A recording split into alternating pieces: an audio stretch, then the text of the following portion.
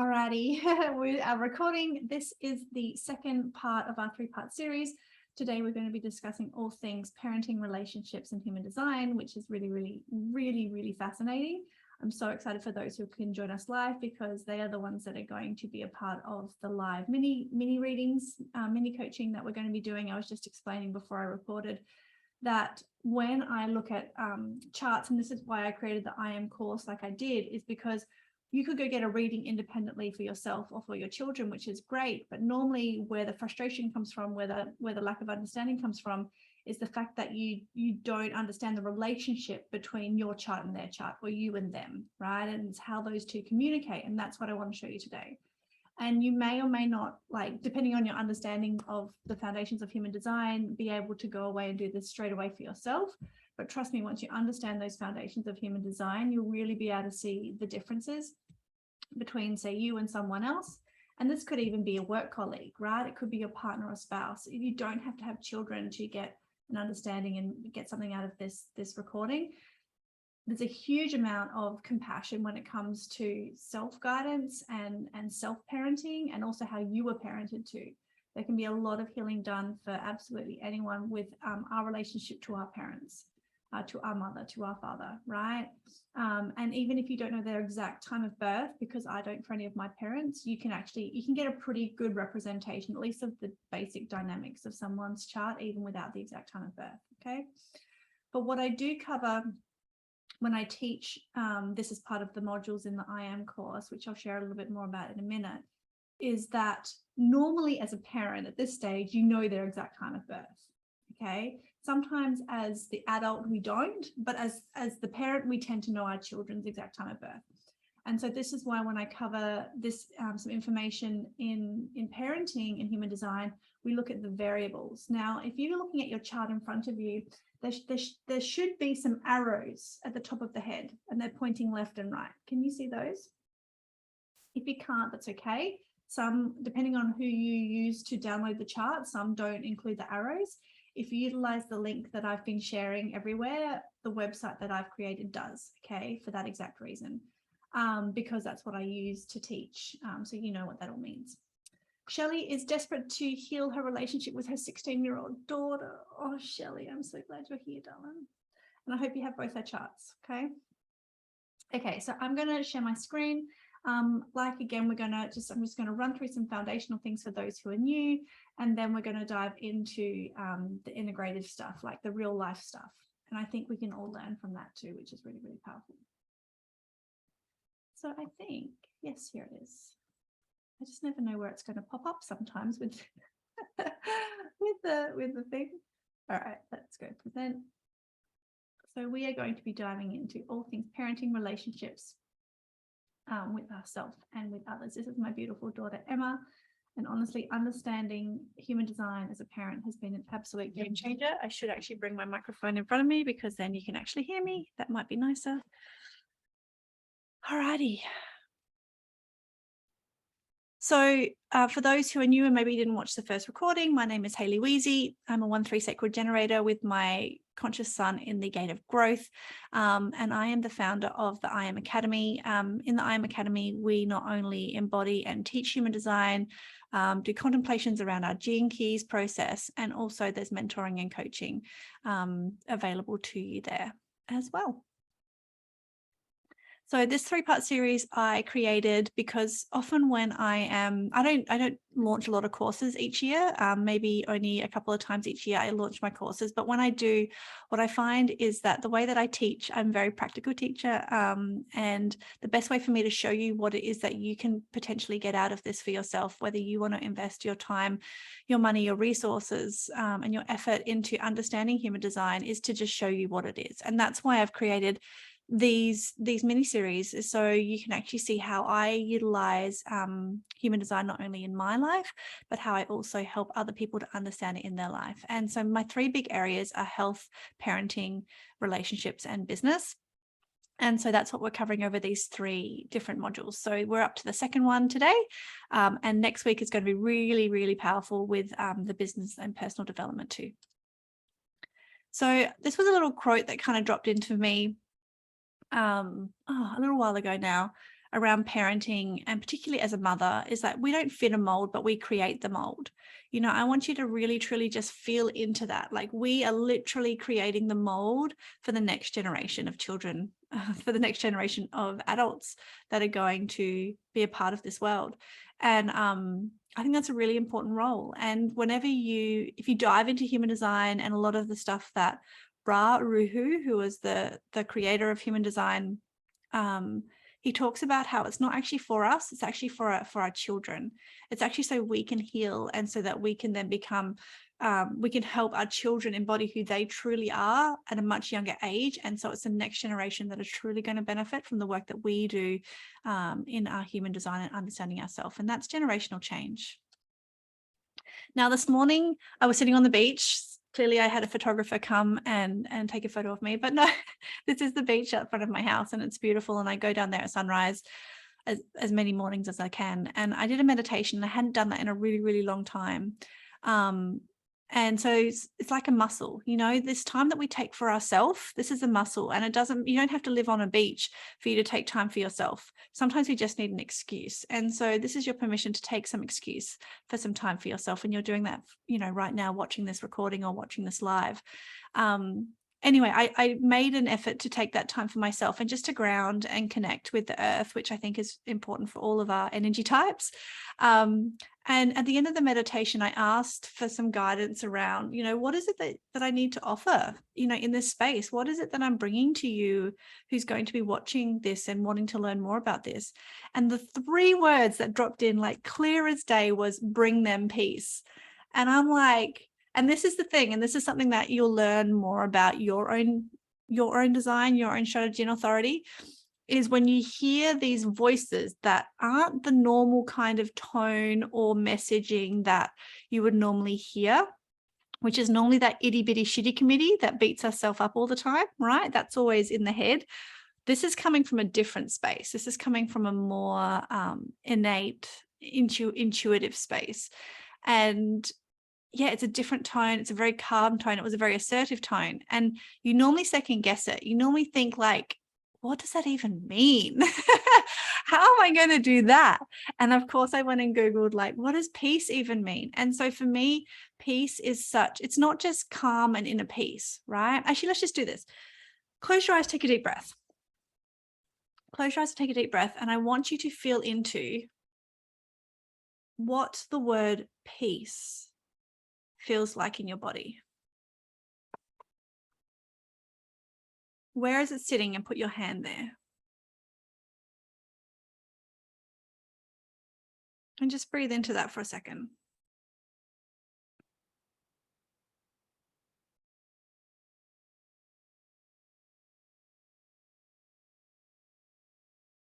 For me, it was like this knowingness, right? Maybe in the chat, just drop in what it felt like for you just to experience that right now. For me, it was this knowingness. It was this calmness that washed over me. But with that calmness came assertiveness, came clarity, right? Came confidence. But it was from this very calm space. Sometimes we can think about like world peace, and we can think about other kinds of peace. But I think inner peace is really what human design brings to my life.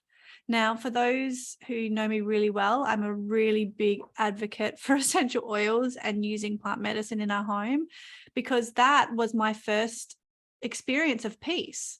Was it didn't matter what life threw at me. I knew I had a box of tools there that I could turn to, and that gave me deep inner peace, that I wasn't worried about winter anymore. I wasn't worried if my son fell over and cut his leg, or my daughter was having a mental breakdown and just was crying all the time. You know what I mean? Like, I had something, I had a tool that I could use. But what human design has done, and when it's come into my life, is now that I have this tool and this resource that I can turn to for a deeper understanding of myself, for like that peace when you're just in your own energy. And I think there's a really beautiful question that we can often ask ourselves, and you might want to write this one down, is who are we when no one is watching? Right? That's where we want to get to. And we want to be able to show up as her when people are watching.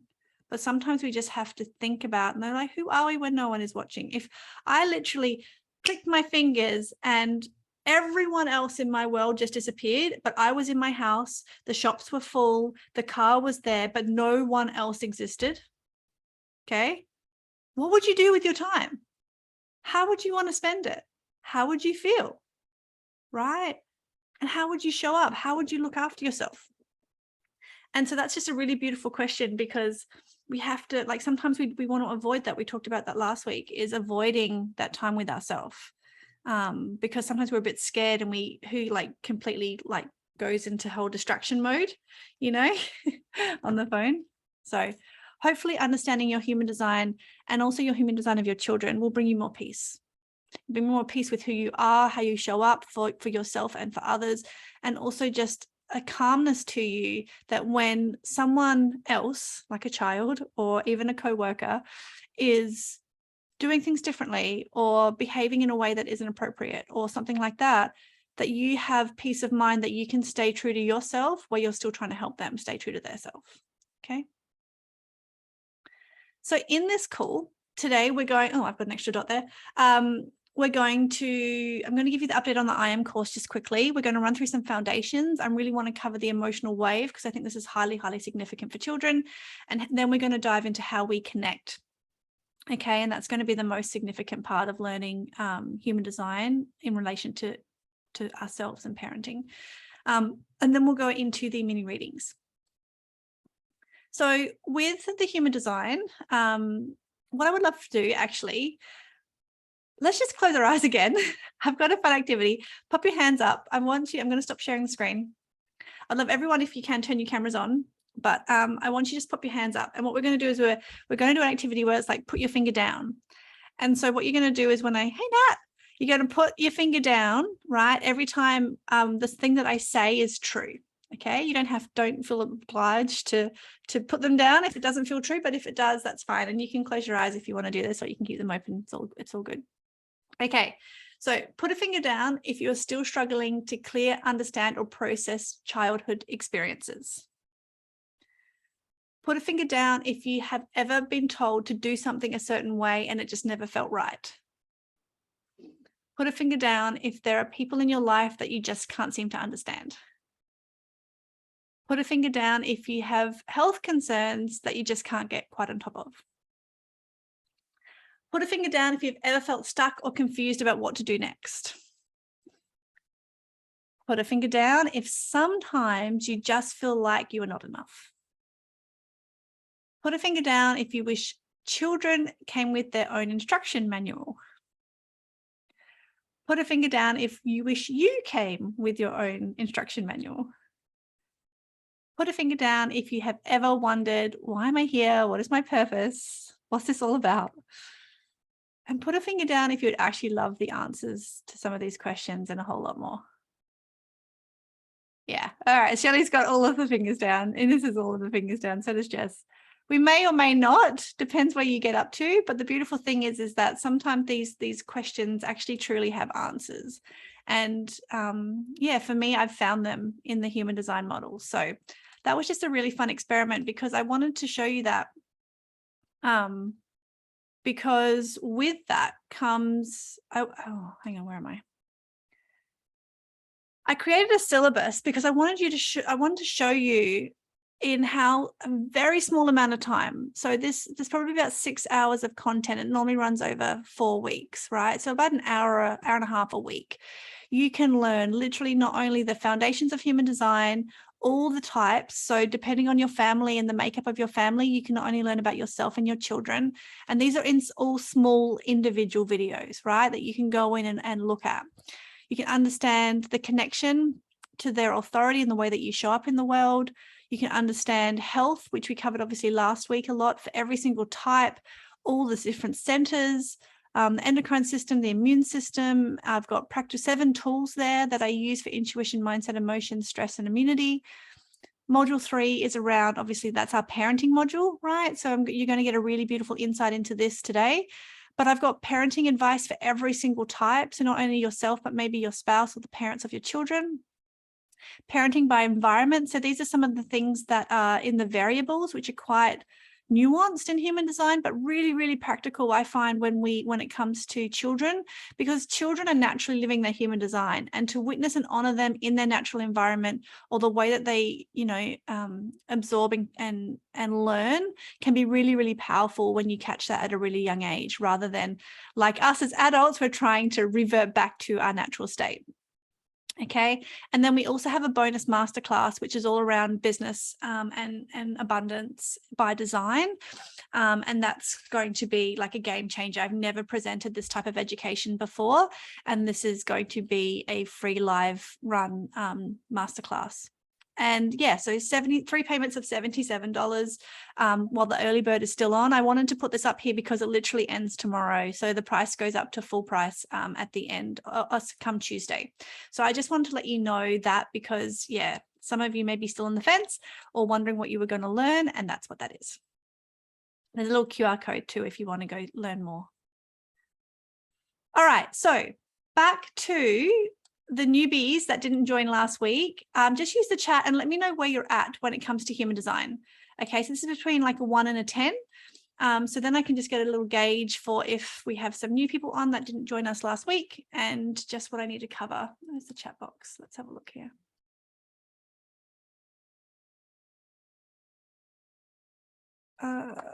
Mine are all down. I'm just in transit, Rachel. Yeah. I don't know if I felt it more in my heart or my head. Oh, that's really nice, Adele. It'll be really interesting too to see if you're defined or undefined in the head for that piece, feeling that in the mind. You might have a really active mind, and that's why that piece kind of flushes over you there. Calm and soft feelings in my chest, no anxiety and tightness. Oh, that's such a beautiful feeling. Nat Holsworth. Nat is a manifester, so peace is her signature feeling, and she needs more. Like, all manifestors need this peace in their life too. A wash of calm and peacefulness. Yeah, happiness, beautiful, calmness, centered in the heart space.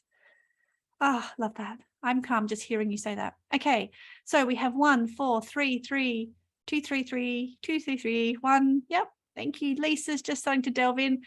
Welcome, Lisa. I'm so excited you're here. Defined in the head. Yeah, Adele. So what I'm thinking is, because you have such an active mind, constantly that energy is there going. For you to feel peace in the mind, for you to feel calm in that defined head, which is obviously a very rare center to have definition in. So that makes so much sense. All righty. Now, as always, if you have any questions or there's things that are going over your head, just jump into the chat box, or if you're watching the replay, just feel free to reach out. Okay, so I want to cover the big three just very, very quickly. This is like the summary of what actually I cover individually in the course. But just so you know that when you're looking at a chart, there are 5 different types. Okay, and so you may have the same type as yourself, but you may, as your children or your partner or someone else that you're looking at, but you may be different. So for instance, I'm a generator. So my type is a generator. My strategy is to build. I'm here to build things, right? I'm here to respond. And my authority is a sacral, right? And so, but my son is a projector, my daughter is a generator, and my husband is a projector, right? And so we are just these 2 different areas. Now, you may be a manifesting generator with a manifestor child and a reflector, right? So maybe in the chat, just drop down the different types. So, are you a manifestor? What are your children? Because this is really, really important when we're looking at the energy between the 2 of you, because if you're different types, you're going to be showing up and utilizing that energy differently, right? And that's where sometimes that friction or just that lack of communication and understanding can go a bit skew-if. Now, the other thing also is, say I'm a generator and my daughter's a generator, I could also be handing down generational wounds. So for instance, if I was parented wrong and not able to be a generator, then I'm not teaching my daughter how to respond to life as well. Okay. And so that can also be a thing. So big things around generators is that, like, if I was told to not share my opinion on things, like children are to be seen and not heard. And so the beautiful power around generators for us to review the world and respond to things with our opinion. And so if I always was shut down on my opinion and that was not wanting to be heard, well, then that can be passed on and the cycle can continue. Okay. Sorry, the chat's disappeared. So we have, look look at you go. You're so quick at typing. Okay, so we have Mani-Gen with projectors. We have children, all Mani-Gens. Oh, Anthea, you've got some busy kids on your hands. Generator, my son and husband are Mani-Gens. Projector, Beth, 11-year-old projector. You're a generator, beautiful projector mom, 2 projector kids, spouse, and 1 child of Mani-Gens, and my daughter is a generator. There's a really good combination there, Jen. Sacral generator, splenic projector son, emotional generator son. Yeah, so it looks like we've got 4 generators in our house and 1 is emotional. So Rachel's going to have a lot of consistent energy in her house, but that emotional energy from that 1 child it could throw things out of balance a little bit. So that'll be really good to look into. So Nat's got a beautiful, interesting family. Her and her husband and 1 of her child are all manifestors, and 1 son is a projector. So if anyone knows anything about human design, that's a really big deal. Lisa is a projector. Her 2 boys are manifesting generators, a manifestor and a projector. Okay, so we can see that there's a good combination. Like Inez saying she's an emotional generator. 3 kids are emotional projectors. 2 are emotional Mani-Gens. Hubby's a mental projector. Yeah, so yeah, there's lots of different ways, lots of different types, and so just know that you're all different. Okay, and we're gonna look into that. So last week we didn't really cover the foundations, as in, well, these are the centers that we have, and so now you're going to be looking down at your chart right now, and you're going to be seeing all these centers, and some will be colored and some will be white, and that's totally normal. And so, but this is how we interact with one another. So this is going to be really the foundation of what I'm going to teach you today, is how that energy is communicating with other people, okay, and how you're experiencing the energy from other people or other children.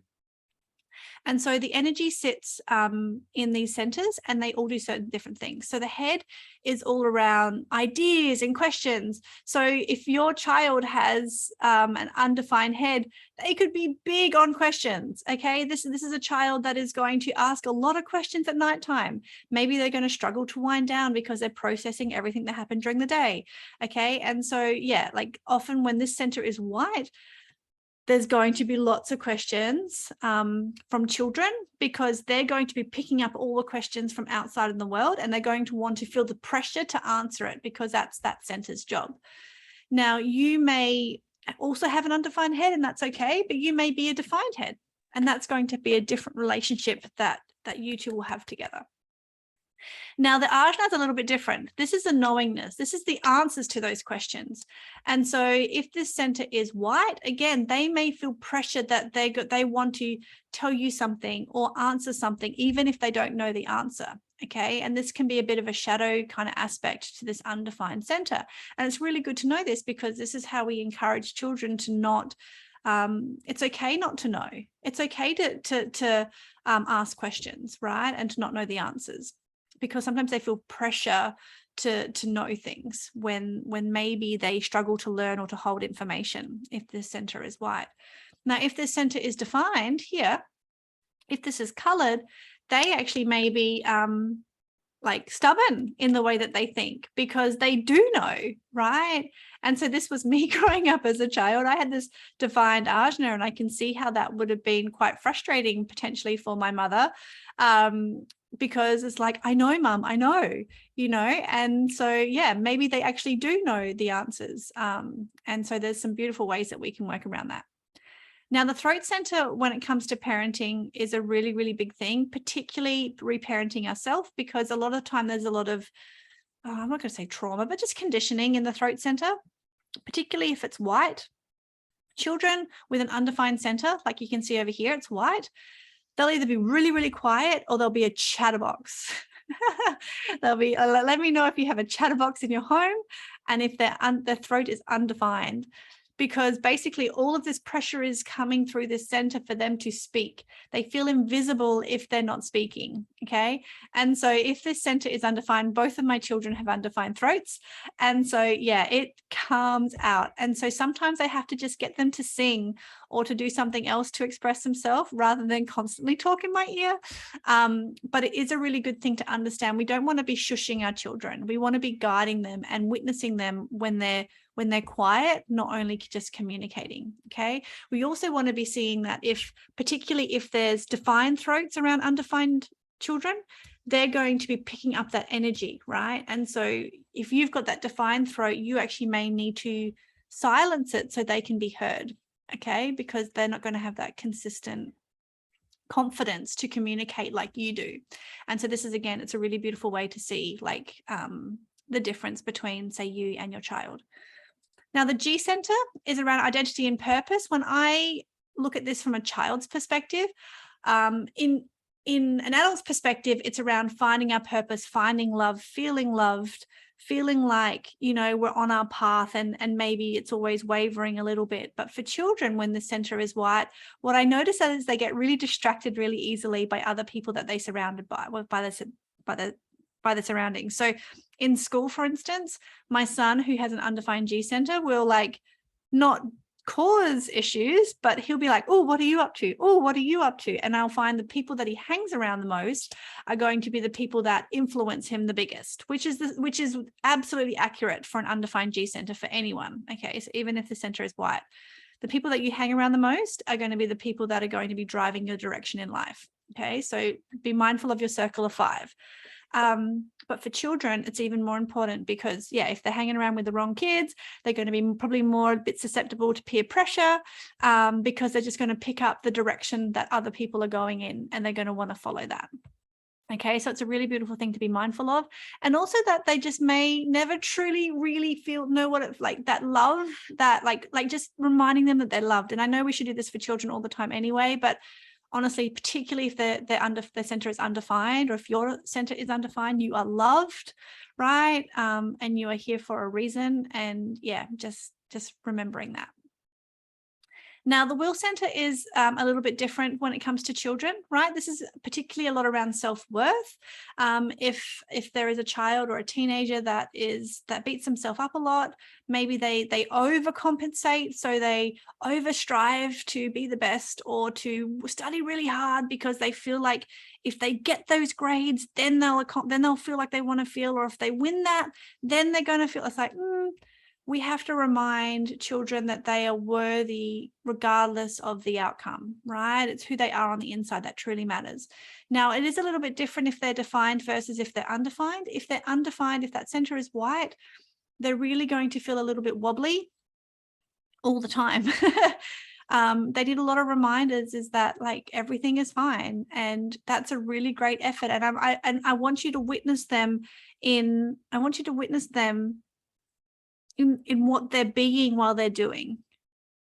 Okay, if they're really being kind to their teammates while they're playing their sport, not necessarily the outcome of the game, like the effort that they're putting into learning or training or something else that they're really passionate about, that's what I want you to witness and recognize, not always the outcome. Okay, you know, maybe the time that they sat and they concentrated on something, the way that they finished a project through, you could celebrate rather than like how good it was. Okay, that's going to be really important. Now, the other thing is that if that center is defined, if this center is colored in your child, they're going to have something that they're just naturally really gifted at. And they're going to have things that they just naturally come effortlessly. Like hone in on that and like get them the tutors and put them in the classes and like really celebrate them, because they're more here to do and strive and succeed and finish things through and teach them how to complete things. Like this is going to be really, really important, particularly if that center's defined. Now, this center down the bottom here on the side is the solar plexus. This is to do with our emotional state. This is really significant when it comes to emotional waves. And I'm going to explain that. We've got a whole slide on emotional waves, so we'll cover that in a second. But the main thing is that if your child has this center defined, they're going to be the ones that just have the random meltdowns. They're going to be the ones that are just going to be highly emotional beings, but they're also going to be really, really wise. They're going to probably come out with some real truth bombs sometime when it comes to just, can everyone just take a deep breath, please, mum? You know what I mean? When they can sense that there's energy in the room, right? They're going to come up with these really cool kind of sayings. So that's really fun to witness. Now, if this center is white for your children, they potentially could be even worse sometimes, particularly if they have siblings who are defined, right? So if they're picking up their siblings' emotional energy, they don't know what to do with it and they amplify it everywhere, right? But it's much more inconsistent for them. So this is why, again, I love essential oils, is because having diffusers on, calming the emotional state in the house, monitoring it and just guiding them through understanding that it's not theirs and they can let that go. And how do you feel about this? You know, I know your brother's really upset right now, but do you actually feel upset, or are you just upset that he's upset? Okay, and so we can actually learn these some kind of verbiage around children when it comes to understanding their emotions. Now, in the middle is the sacral, and most of the time what I see in this space with children is the need for their sleep patterns. Obviously, we cover this too in for adults, and there's a lot of other layers and nuances when it comes to adults.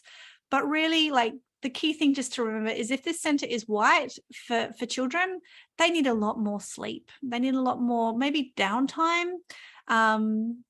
Yeah, they may have a lot of energy throughout the day, but then they'll just crash, right? And they may sleep really, really well. Hopefully they sleep really, really well. But they do need a lot more wind down time. And sometimes they may even need time to themselves before bed so that they can get any excess energy out of them from any sacral siblings or sacral parents. And yeah, so then they can have a really good night's sleep. Now, if this center is defined for children, they need to have all that energy used up in the day for them to sleep well. Now, this looks a little bit differently. Now, these are generators or manifesting generators. A lot of the time it's like, well, we ran them ragged, right? And they're still not sleeping. And so this is the energy that child may have to give may not be physical energy. It may be mental energy, right? They may need to do puzzles or writing or coloring in, and maybe creative energy. There is always something, and you will know this if you're a sacral being, if you've got this center colored, you will know this. There is a difference between being busy and being productive. When you go to bed and you feel really accomplished, it's because you've been productive in the day, not just busy. Don't keep your kids busy. Help them to be productive, right? And things that make them feel good, things that light them up, things that bring them joy. And this can be done in lots of different ways. And I go through this in a lot more detail in the course, but just a really beautiful understanding for you to kind of dive into what it means, like the wind down routines, the sleep routines that your children may need will live in this center. Now, the Splenic Center over here is around intuition and fear. Now, what I mainly notice with this center with children is when it comes to their immune system, which we kind of talked about a little bit last week. If this center is defined, their immune system will probably be a little bit more robust if it's colored. If it's white, they will need a little bit more gentle approach to health. So probably mainstream medicines and like paracetamols, antibiotics, all that kind of stuff, it's going to be very harsh on their body. It's going to react to their body a lot more. Again, plant medicines, essential oils, homeopathy can be really nourishing for them. And yeah, again, the defined immune system, a defined splenic center will have a more solid immune system, and they'll need a little bit more boost. If they do actually fall off the edge, if they do kind of get run down, they really get run down. So again, that's why I probably prefer essential oils over like homeopathy with a defined splenic child, because they need the power behind the concentration of the plant energy rather than the diluted form in like a plant essence energy. Does that make sense? I hope that makes sense. But what also comes to is around fear and how they process fears. And so you may have this center defined, right? And they have it undefined. And so you're like, why are they so like concerned about going and doing this? Or why are they like, of course it's fine. And you kind of dismiss their concerns or their fears. Now they're heightened to fears. And so I think just having a little bit more compassion on if they're sensitive to that is a really good way. Now it can also work in reverse. So if what I see a lot with parents, if this center is white, there's a lot of helicopter parenting. Oh, don't do that. Oh, get down from there. And it's like you're amplifying all the potential things that could go wrong, and you're kind of dumping that onto your child, who may be processing that fear just fine, or processing that those concerns just fine, and analyzing them and making a really healthy decision. And so we can look into that too. And then finally, the root center is around pressure and timing. And so this is, from a parent perspective, it's connected to our adrenal system. We talked about that last week. It's connected to the cortisol in our body. It's connected to like feeling rushed, right? And also feeling like we don't have enough time all the time. And so this is, as a parent, it could be really good to kind of tell, are you defined in this center? And so you're quite grounded, or are you white in the center and you feel like maybe you're rushing your children all the time. Maybe you're like, come on, get out of the house. Let's go. We've got to go. Right. So you're actually like amplifying all of this energy that's causing their adrenals to spike, even though potentially you're just not handling that very well yourself. Right. And so this is the beautiful thing, is that we can always look to ourselves first as to, am I making the situation worse or better? I really am a big believer in taking responsibility when it comes to a parent, because at the end of the day, they came out of me and they had nothing. Like, they were just brand new, everything. Like if they literally grew up in France, they'd be speaking French right now. Right. But because they grew up with me and we're speaking English, they're learning English right now.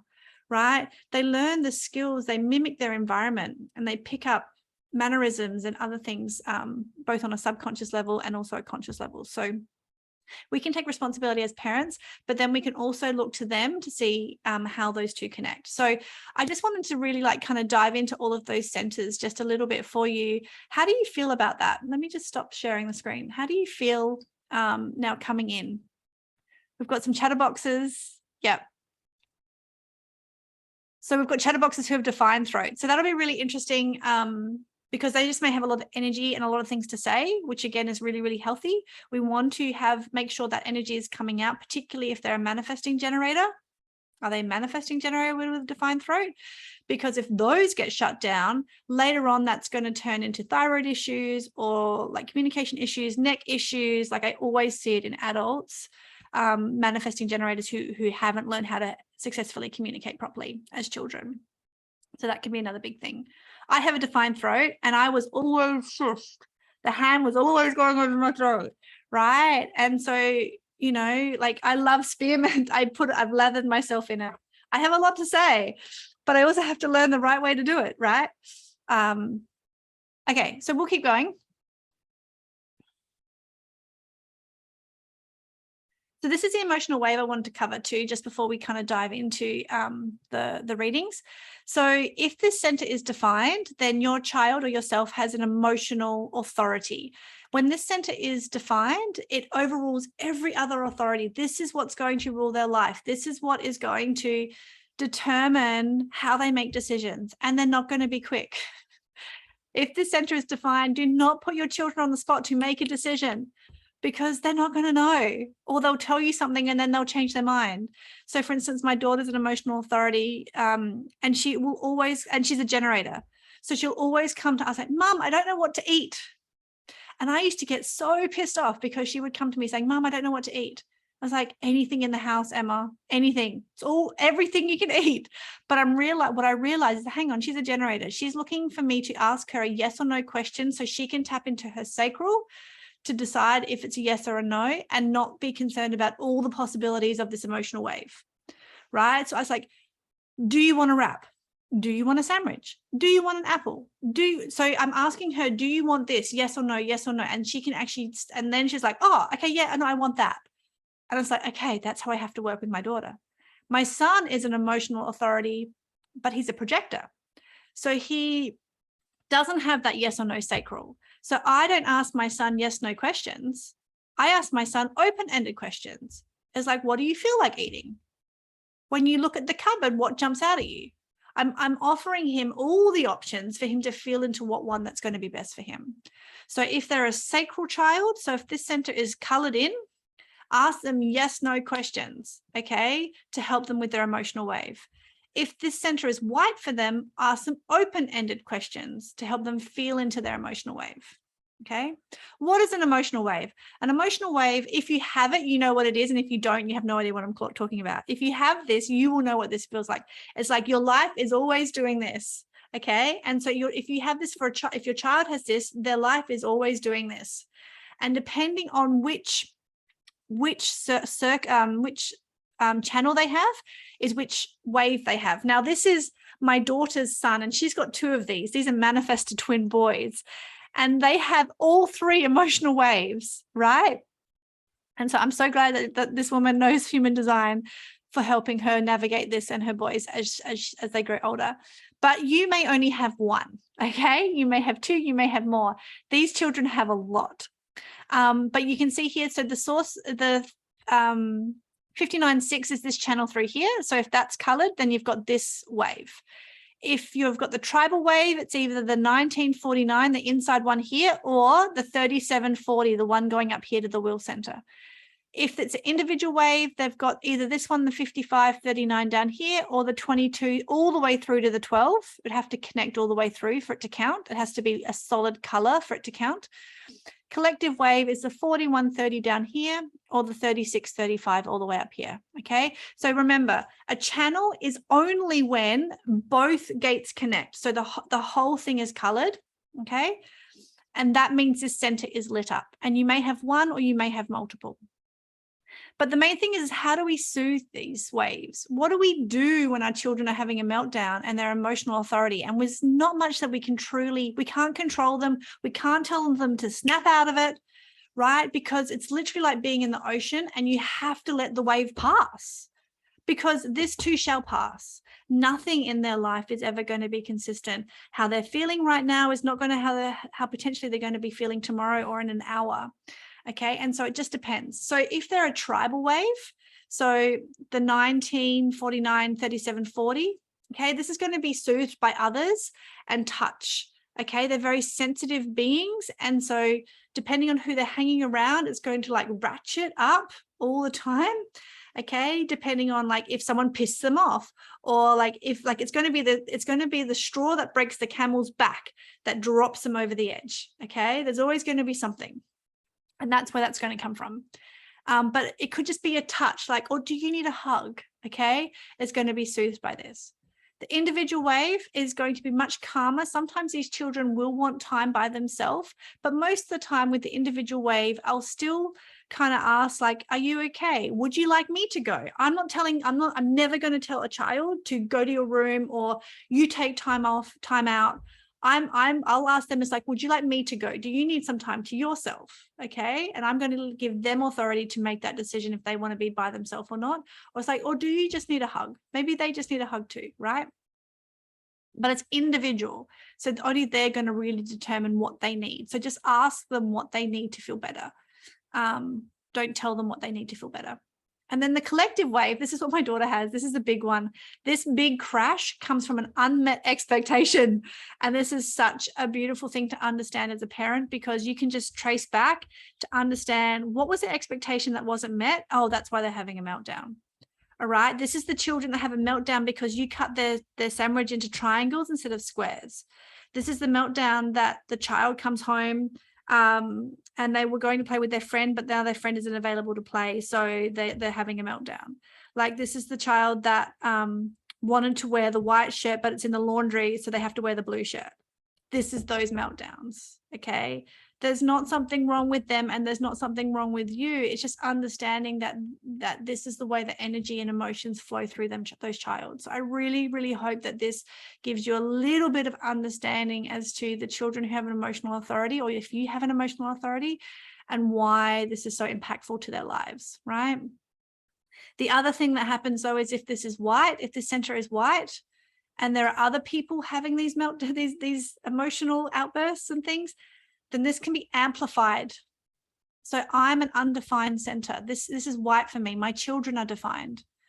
So when Emma has that crash, I feel it, right? And I just want it to stop, because it feels so like we receive that energy, we amplify it, right? And we just want to throw it back. We just want to be louder or like bigger than them, so that we squish that out of them. But maybe if you've been watching my stories recently on social media, I've talked about being a sieve and not a sponge to this kind of energy. We have to breathe through this energy. We have to feel the discomfort that our child is going through and sit with it and not react to it, right? We have to set boundaries. We have to make sure that they're not hitting or they're not doing things. And there has to be, education around that it's okay to feel angry, but it's not okay to hurt people, okay? So there is parenting around this. that we can absolutely do. But at the same time, we don't want to like join them in that emotional wave. And this is now we're going to come into the readings. I'm just going to give you a little intro here around how siblings work together and how parents and child work together. And I'm actually using myself as the guinea pig here. So this is me and my sister. And when I saw this, I'm like, well, one, we're both 1-3 profiles. So like we never got along, by the way. So we're 13 months apart. We really just never truly got along. And I think most of that, I love my mom. I just don't think she did it very well. I think there was, and I can see where I would have been triggering my sister, and potentially that would have been triggering me, and it would have been this tennis match. So I would have been confident in my voice, right? I would have not been like she was always jumping out of her window, doing the wrong things, like the getting caught up in the wrong groups, bouncing from one relationship to another relationship, right? Undefined G center. Here I am. I've been with my husband now since I was 19 years old, always on the right path, like the right path. I'm going to say that in bunny ears, but she could have been looking at me and being jealous, right? She could have been feeling like she was invisible with the how loud I was, or how hard I was communicating, and how stubborn I could have been, even with my defined ajna, my sister would have been feeling all of this pressure. And so without me being monitored or witnessed in that strength, right, and without my sister being acknowledged and witnessed in her sensitivity to that, it's polar opposites. Where like with magnets, even though my sister and I are both 1-3 profiles, we see the world and we act very, very similarly. Just this one difference, I think, from a parenting perspective, rather than those magnets being plus and minus being attracted together, it's basically, it's like the same way, and you repel each other. And I think that's what happened with us. And now this is my mum. And so understanding my mum had a defined will center was a significant change for me. All of us, and she's a manifesting generator, and she's single definition. So mum would have wanted to do things really, really fast, but she's got an undefined root, right? And so that would have felt, she would have always felt a little bit uneasy a lot of the time. Her defined ego center could have gone like, we have to do this, and I'm picking it up going, I don't want to do this, I don't want to do that. And then my defined ajna is like, I know mum, and then she's like, no, you don't, I'm the parent, I know, right? And so there's this mix here between my energy affecting her and her energy affecting me. And if it's not done in a clear, healthy way, then it can lead to frustration on both ends. And I love this quote. I don't know where I found it, but it's, what you teach your children, you also teach their children.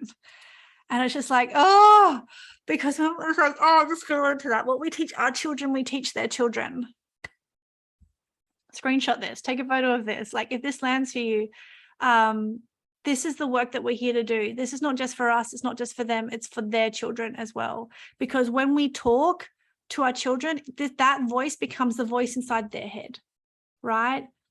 Children are the best imitators. So let's give them something really good to imitate, because it's always going to pass on to the next generation. All right. Mini reading time. Jess has asked, what happens if you have no connections in between any of them? Do you want to unmute, darling, and share a little bit more about that question? Beth is saying that's amazing. My son is defined in all centers apart from the solar plexus. What if they have none? What do you mean? Oh, like they're undefined in the solar plexus? Then they're an empath. So they potentially will be feeling the other's emotions, and they'll either be like shut down, not fast, or they'll be amplifying it even more potentially. They're picking up the energy from the other kids. I'm always rushing my defined root children. They're saying, and they're like, Mom, don't stress, there's plenty of time. Come on, we've got to go. Yeah. Chatterbox is got them out. Okay. Reading for Adele, yes, please. Yeah, so just pop your hand up and then we'll get in order for the readings now. Will love insight between two of my boys, projector manager. Yeah, beautiful. Yeah, I just two charts would be nice for me to just do these. Okay, Jen A, you're up first, darling. I can see you. And then Jess will come to you, darling, and I'd like you to answer that question. So I'm going to make you a co-host, Jen. Your camera's off, so I can't quite see you, and I need you to be able to share your screen, and which is you're doing. So this is good. And so everyone that's waiting, just get them ready. You can get it ready while everyone's waiting. Okay, so Elijah, can you unmute, darling, too, so we can talk through this? So we've got a projector, splenic projector, 6'3" profile. Ooh, 6'3". That's going to be fun. Yeah, she's standing here listening too, by the way. How old is she? 11. Hi, Elise. Is it Eliza? Alicia. Alicia. Hi, Alicia. Hello. Hi. So what's your question? Alicia has been unwell for a couple of years, and Okay. I noticed that she had the cross of healing. Oh. So yeah, she's had some massive life changes. She's homeschooled and just trying to deal with that. Yeah. And her strengths are, I didn't realize I could do that. Her strengths are in like art, digital media, music, like just very beautiful. Perfect. How do I can totally do it upside down, sideways. It's all good. Oh, there you go. Okay, there we go. So I'm going to share a few things. The first thing, homeschooling is going to be really good for you, Alicia, because this is something I cover in the course. These arrows. So this arrow is pointing right for you, which means you think creatively, darling. You think outside of the box. You're much more creative in the way that you see the world. And the fact that you have a fully open sacral as well, which means you have limitless possibilities on the way that you want to create. I think this is going to be a really big area for you to grow and develop and to learn more in and to experience lots of different things. I think you're already following something that's lighting you up, which is a really, really, really great thing, okay, as a projector and as a 6'3". So one thing I want to say to you, darling, is just try it. Try everything. There's a saying that my grandpa used to tell me, which I'm really glad he did, which was, try it, you may like it. Okay. And so try all the different mediums. Huh? She just scrunched her face up. Try, like, as in, but from a creative perspective, try pencil, try watercolor, try photography, try videography, try graphic media, try them all, right? And just explore and have fun with it, because that's how you're going to learn. And when things don't work out, that's okay. That's literally going to help you become better at it as you get older, and it's going to help you become either a leader or even potentially teach it to others. Okay. And so don't feel like you always have to feel pressure to verbalize what you're doing. Because we've got a fully open throat here. Okay. For everyone playing along at home, don't feel like you have to copy everyone else. You've come here to really do things your own way. And it's a really nice thing that you're being homeschooled right now, because that's going to help you. It's going to help you be able to, sometimes when life throws us curveballs like sickness or illness, it's actually giving us an opportunity to step away from things that aren't serving us. And maybe this has given you the opportunity to step away from school that maybe wasn't serving you, so you can actually dive into things that you really are going to love and enjoy for much more many years, you know. It did feel like divine timing for years back. We kept looking at it, and then she was forced into it. Yeah. The other thing is with learning, she often likes to be the expert first. Like, she likes to just know how to do something straight up and be like, why can't I do this straight away? Yeah. And look, there's a lot of openness up in the head and the ajna, and this is going to be a consistent thing for her, is wanting to know and like maybe the memory recall is going to be a little bit different. Like, maybe you already know without learning it from a book. Yeah. Maybe, you're going to learn through doing and through feeling and through trying rather than through reading. And maybe it's just going to come over time, but don't feel like you have to answer everything. Don't feel like you have to know everything. You're designed to have a lot more flow in your day, a lot more, like, which is great. Like, school would have been way too restrictive, I think, for her. And just tap into, like, whenever you hear that little voice that tells you to do something that comes out of nowhere, just listen to that and just go, Mum, my Splenic Center told me I had to go try this. And then that's your permission to go try. She said photography.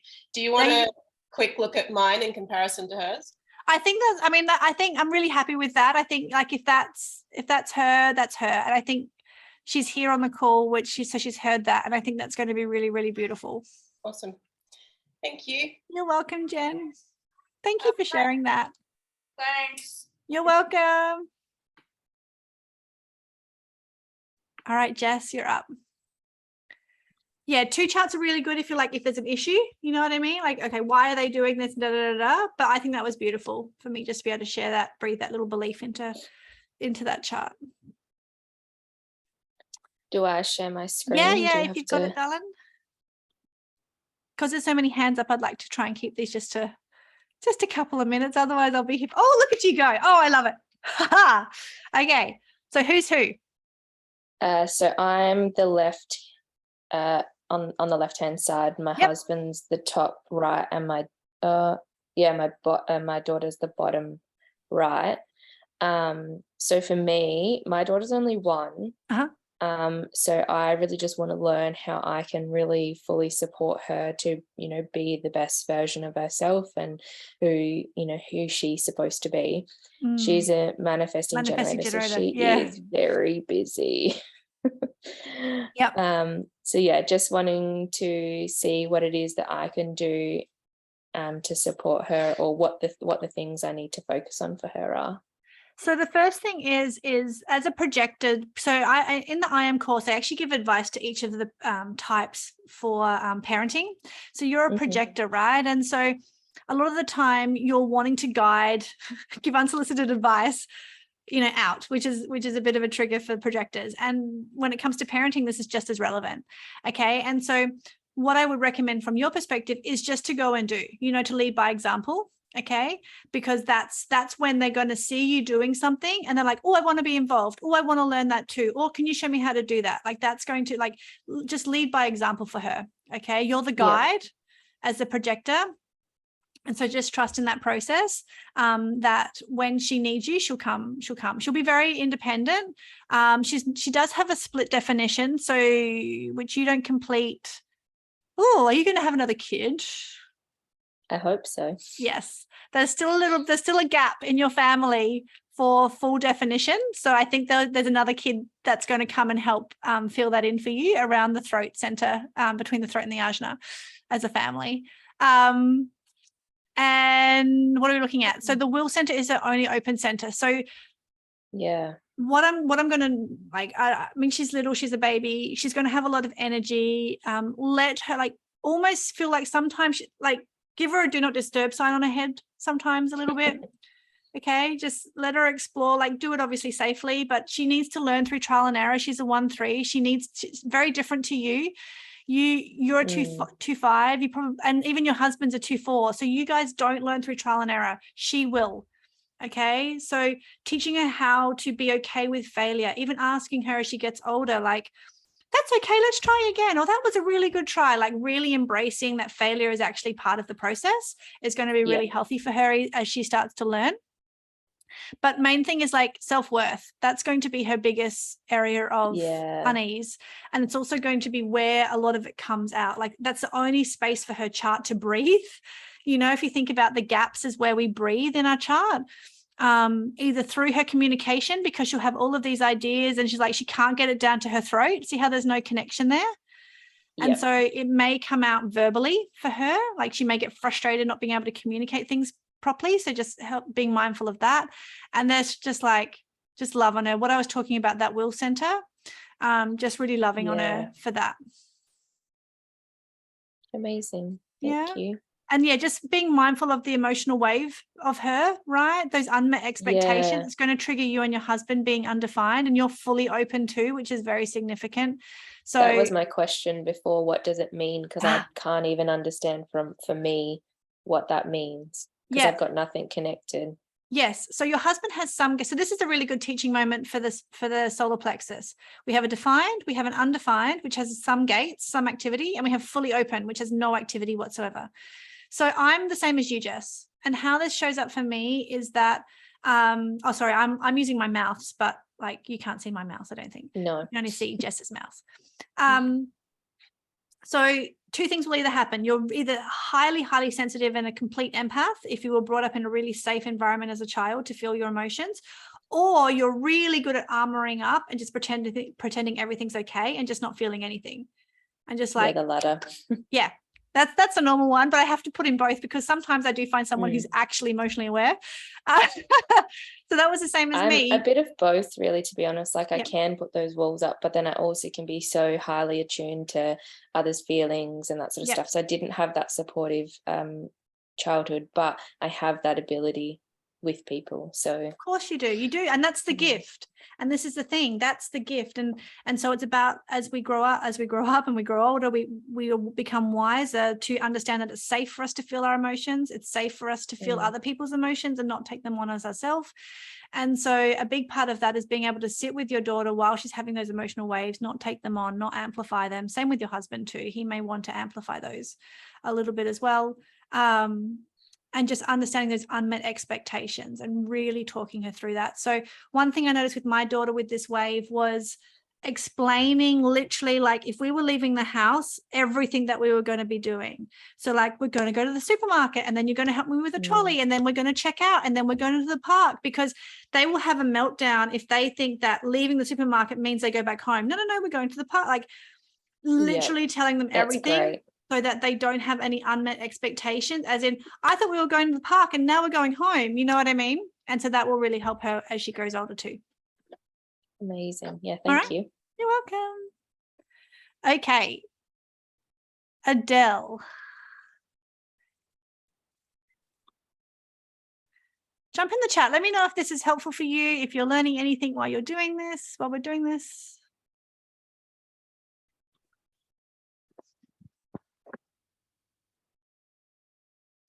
Oh, the chat's gone off.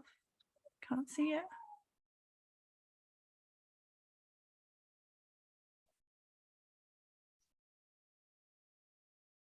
All righty.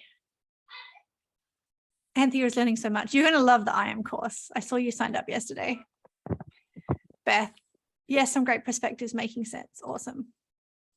All right, Adele, this is you.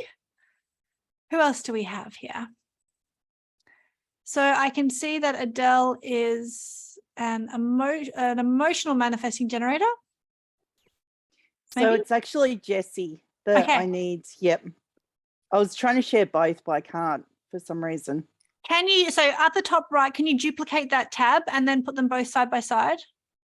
Yeah, I did that. And that's how they are on my screen, but it's not on yours. Oh, okay. All right.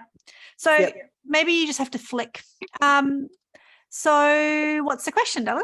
So we're having problems with Jessie at the moment. How old is she? No, it's a boy. He's 8. Yep.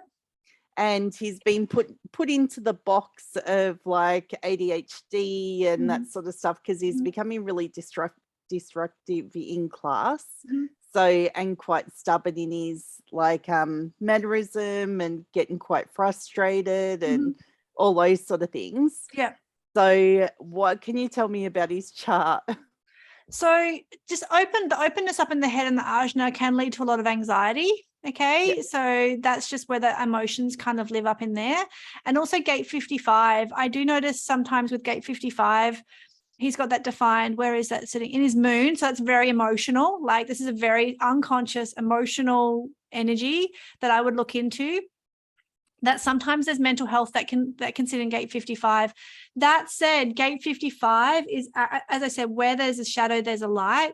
That is the most brilliant, extensive gene key. So gene key is like the extension of the human design in the gate center. So where we get like a paragraph in human design on what this gate means, in gene keys we get 8 pages of what that means on like a shadow, a gift, and like a city, like a full expression of that. So we get to move through it. So I would look into gate 55 potentially on the shadow side.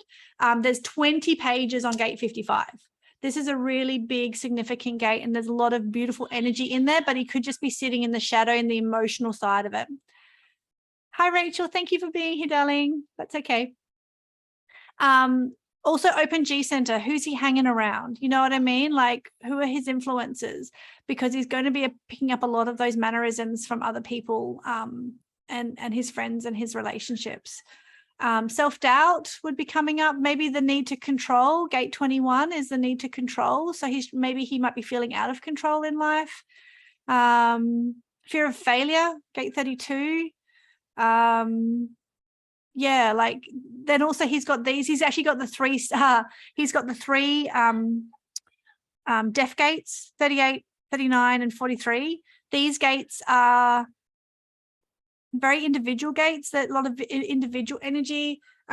He's not always going to be here to listen to other people, right? He may be very stubborn in the way that he wants to think and see the world, like a little activist kind of energy too. Is definitely in here, but he may be he may just be in the shadow, like this is the channel of struggle. Sorry, I'm looking at gate 28 to gate 38.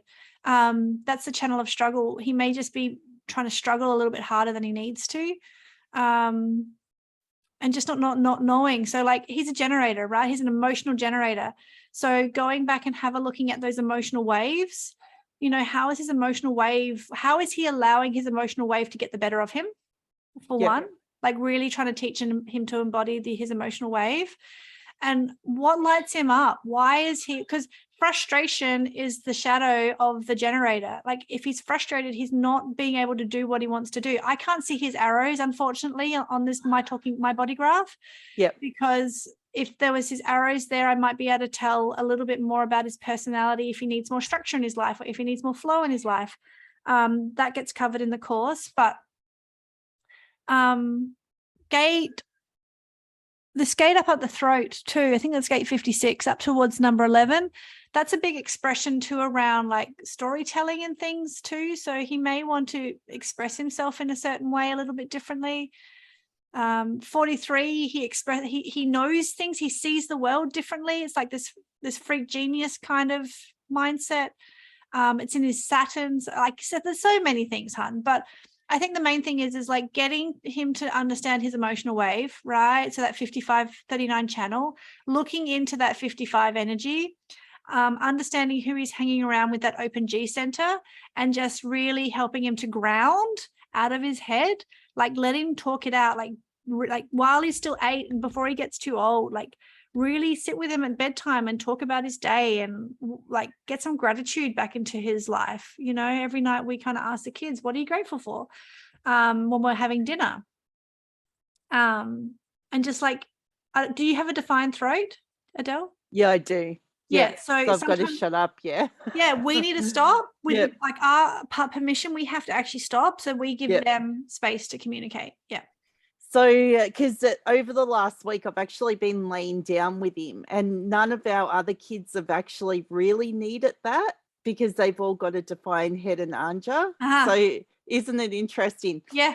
But Greg needs it. So, and that's where, you know, we all go to bed at the same time sort of thing. So I've actually been laying with him. Yeah. And he's able to get some stuff out. And then it's like, okay, now it's time to roll over. And he's like, okay. And he's out to it. Yeah. I would give him that. I would give him more and more of that. Yep. While he's still 8, before you lose him completely, you know, in a couple of years, like give him more of your time and your energy, in your healthy, clean energy, right? And that allows him to plug into that, process all the stuff that he's picked up from school, of maybe people that, you know, things he's overheard, things he's like misdone, right? Let him get all that out through you, and then he can go to bed happy. Yep. Cool. Cool. Yep. Awesome. Thank you so much. Welcome, darling. Thank you. Beth.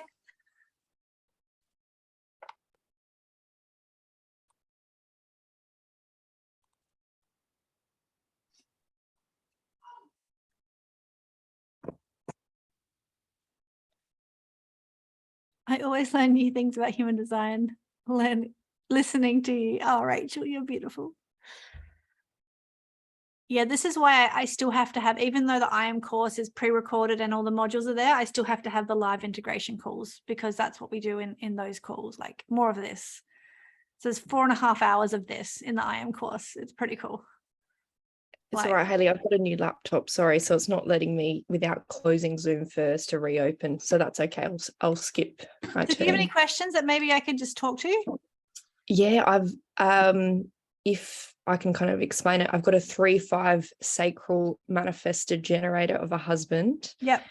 And a 2-4 emotional manifester as my daughter. Mm-hmm. Quite a few clashes, like just miscommunication. That seems to be the theme. Miscommunication, misunderstanding each other. But without seeing the charts, I'm not sure how to see. Maybe we can take that offline, hun, because I think that's a really important one. When we have does anyone else having miscommunications that we maybe can talk about somewhere else, and maybe Beth can apply that? Shelley, is there miscommunications in yours? Okay, so maybe we can, when I go through Shelley's, you might be able to pick up some stuff. That could be really good. Yeah, if not, we'll take it offline. Sorry about that. If you figure it out later, let me know. Okay, Anthea.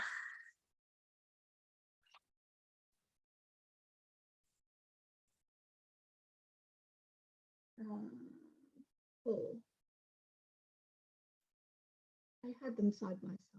Where have they gone?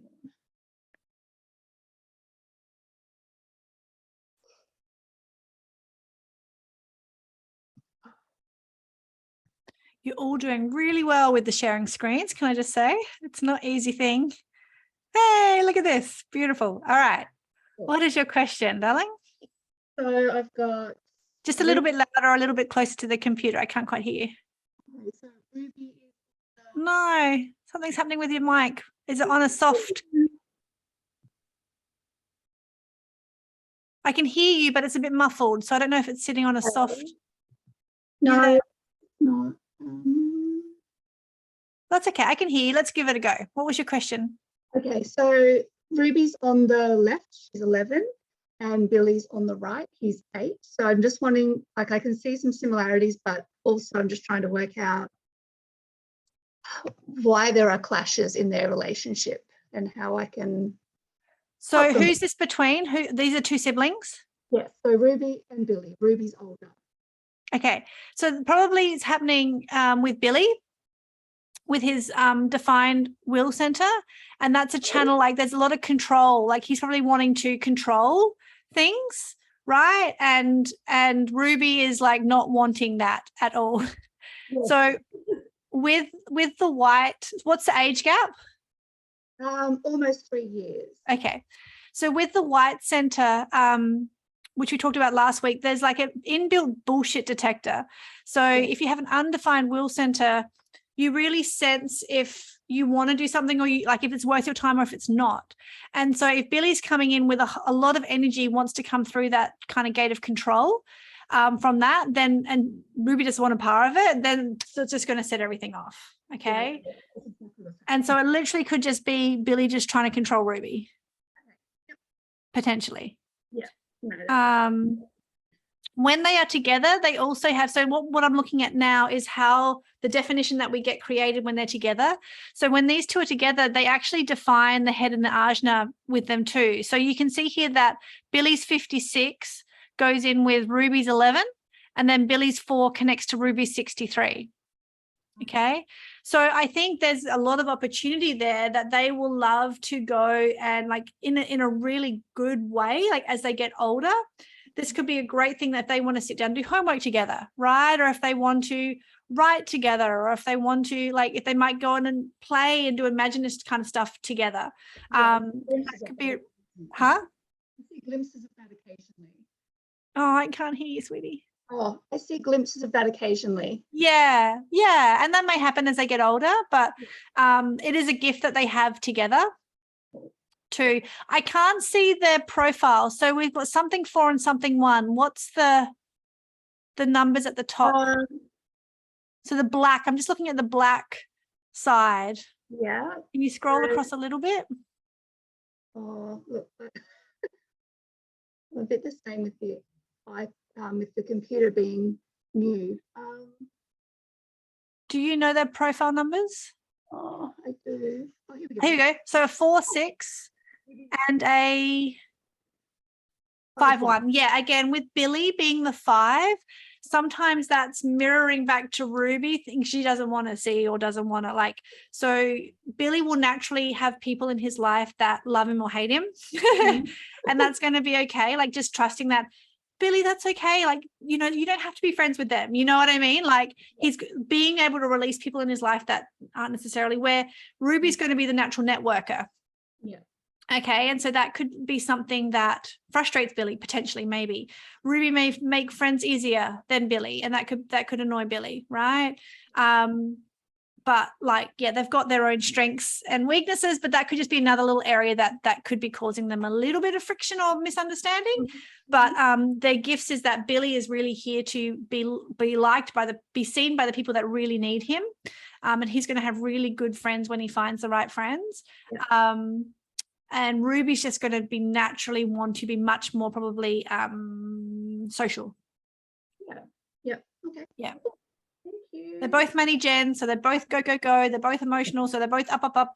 Oh, and Ruby will be, again, Billy will be a lot more independent. He's single definition. Oh, no, he's split definition. Ruby's triple split. Ruby will need a lot more people in her life again than probably Billy too. Right. Okay. Yeah. Thank you. You're welcome. All right, now we're going up to Ashley.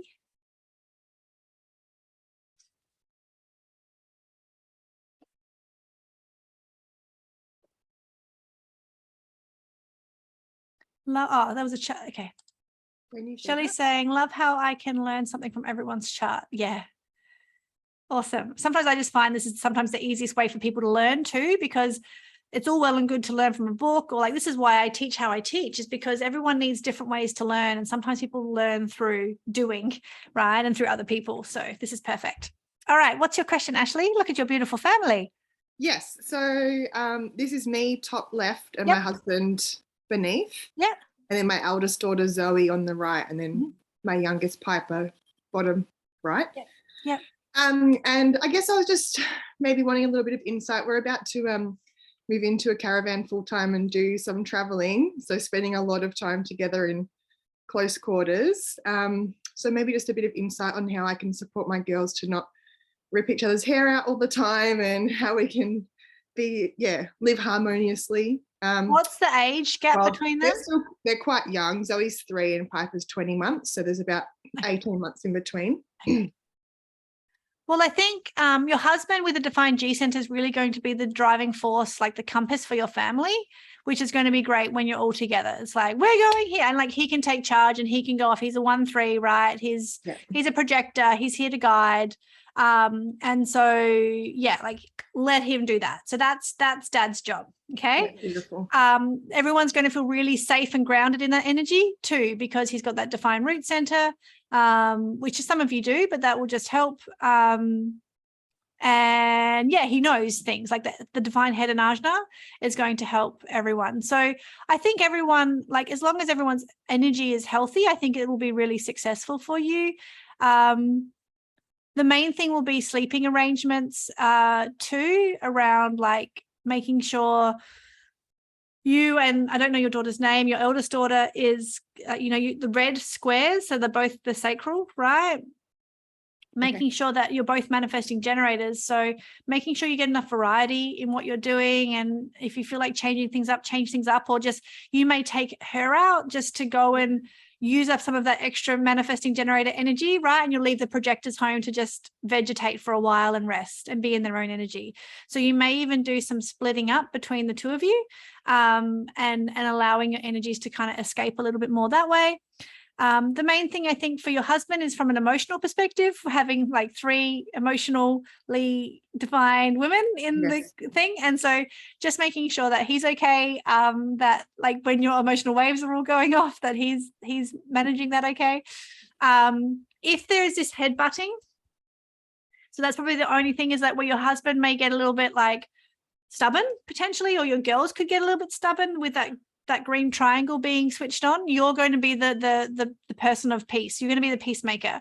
Okay. That's something I need to work on for sure, because I quite often get flustered when they're flustered. And So what's happening is you're picking up their energy, you're amplifying it, and you're wanting to throw it back. Yes. Okay. Exactly. And Right. so what that looks like for you is you're going to have to feel this pressure that you're feeling and realize it's not yours. Yeah. And for them, it's honestly just going to be a case of agree to disagree. That's it. Like, that's as good as you're going to get, because your husband's seeing it as a 6, your daughter's seeing it as a 9. It's the exact same shape on the ground. They're both right. They're just seeing it differently. There's not going to be a winner here.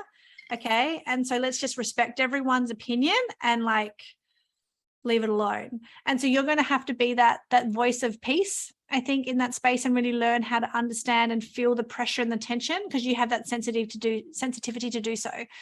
Because it's not yours to hold, right? It's theirs. Let's just have a look. So arrows, most of them are pointing left, you're pointing right. You would like a little bit of flow, but the rest of your family needs structure. That's probably the last thing I will say for this camping, is that even though you probably want a little bit more flow, it's like, oh, we'll have breakfast at 10 and then we'll have it at 7 and then we'll have it at, like, your kids and your husband are going to need probably a really nice little routine. I think that'll be very, very helpful for your daughters and for your husband, if that's something that you're willing to negotiate on for yourself and monitor. But yeah, getting some really nice routine, bedtime routine, eating routines, that will just help everything else flow from there. Amazing. Thank you so much. You're welcome, Ashley. Ines, darling. She's back for more. Okay, should be this one. Okay, so here are a couple of charts, and I'm assuming you can hear me. Yes. Excellent. All right, so this is a father-son combo. Son is in 20s on the left, father is on the right. Yeah. The son is going through a whole world of hurt at the moment, has been for a few weeks. Basically, any sort of point of stability has evaporated over the last 6 months. And so they're struggling a lot to sort of figure out where they go to from here. And they've had health issues around their heart, and a lot of anxiety issues and stuff have come up. So heart, we've got open will center. Anxiety, we've got open head and ajna. Immune system, we've got open spleen. So, and then instability, we've got open root. So yeah, we can see a lot of that. And I guess one of the things that's been a bit of a challenge to navigate is how the father, who being that projector, how he helps his manifestor son without giving that unsolicited advice, because he is just itching to just do the thing, mate. Just do this, you'll be fine. But no, you've got to sort of, how does he hold back? How does he best support? I think the best thing for projectors who want to help, similar to what I said earlier, was, you can, like, permission-based question asking, I think, is just a really nice way to respect the son. He's a manifestor. He's actually here to guide, right? So either one thing, the husband, the father could, like, literally go, what do you, like, ask him for his advice. Okay, because if you actually treat the other person as their type, then they will more likely treat you as your type, right? So stop focusing on what you need to do to be more of a projector, and start, like, how can I start focusing on them being more of a manifestor, emotional manifestor? How can I actually help them be more of them, rather than just focusing on how can I be more of me, right? And so it's like, okay, well, a manifestor needs to be left alone. A manifestor needs space to be able to create. A manifestor needs an output and for things that he feels really inspired to go and do, right? And a manifestor needs to take control sometimes and actually be given the reins to go choose, and then I'll follow you, right? Because manifestors need followers. And so he made that's a humility that needs to be in the parent, to be okay with their, like, if I've got a little manifestor kid, I would go, like, what's mommy going to wear today? Give them control over what I wear. Like, how perfect for them to actually start initiating in that way. Like, ask them to initiate something, teach them how to initiate something. Otherwise, he's just going to be a ball of anger, right? It's funny you say that, because I feel that I see in this son almost a passiveness, like I'll just go with the flow, but I won't actually stand up for what I need. And particularly now that, you know, that 35, 36 channel have all these health issues that have arisen, been as a result of unmet expectations. Where is he just simply living in that shadow self of that channel and not asking for what he needs, but because he may never have had the opportunity to learn how to do that and have the safety to do that potentially. So we just have to teach it. Love the idea that you do that for the kids at that age in that way. That's awesome. And so, like, and for the father, again, just, is it okay if I give you some advice right now? Just permission based. And if he says no, drop it. Okay. Excellent. Thank you. All right, Shelley, darling. Doing well. These are good. Just need to do that. Share screen.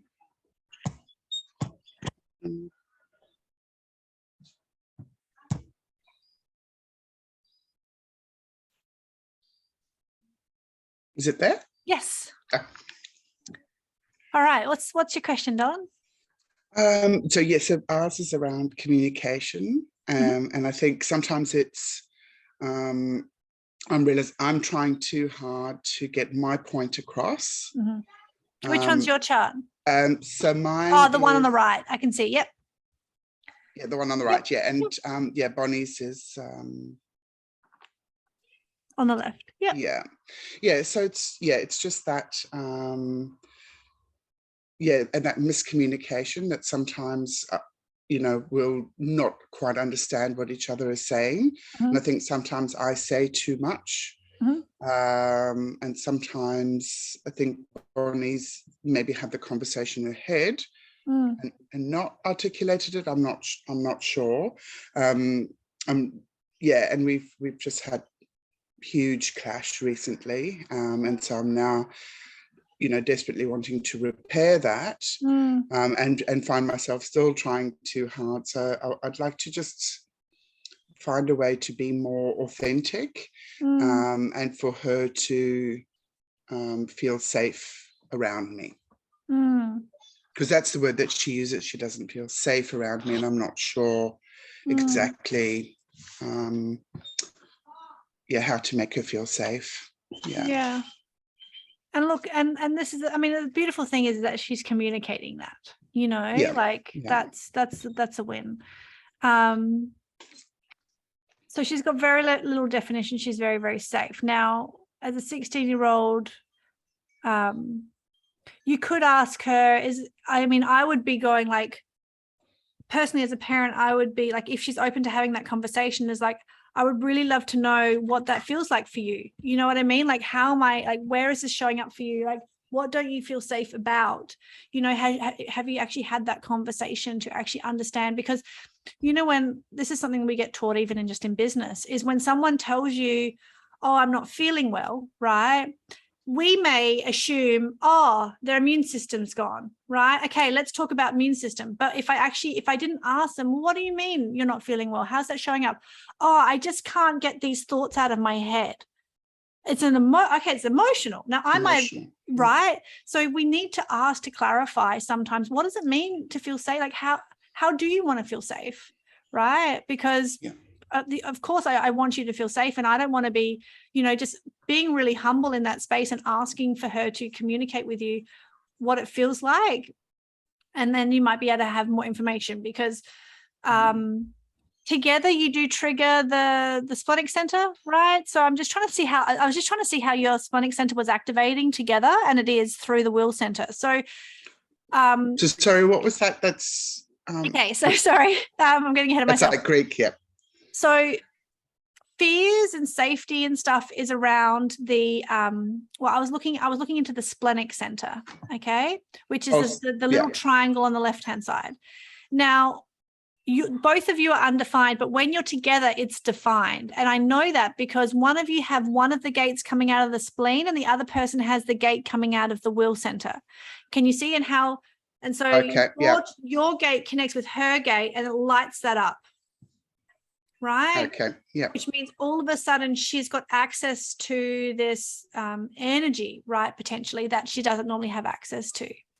So that it could be intuition, it could be fear, but that's where you could go into that center if there's kind of things that have happened in the past. Because what normally happens with people with undefined splenic centers, both you and your daughter, is you hold on to things for too long. So it could be bad relationships, possessions, bad mindsets. Like you just hang on to things out of fear that letting it go means something else, right? And so depending on what's happened in the past, or she may be picking up on something that's happened in the past and just reliving it when you guys are together. Okay. So she's feeling unsafe from a conversation you had 4 years ago because last time this happened, blah, blah, blah happened. And, you know, she could be putting 2 and 2 together just because potentially. Also, she has a defined throat. So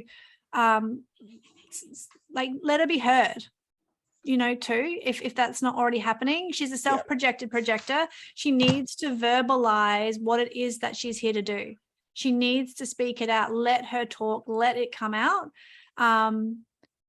That's her job. That's how she even decides what's good for her and what's not. So if she's not feeling safe, like get her talking about it. Okay. And if she doesn't feel good talking to you, get her someone that she does feel good talking to about.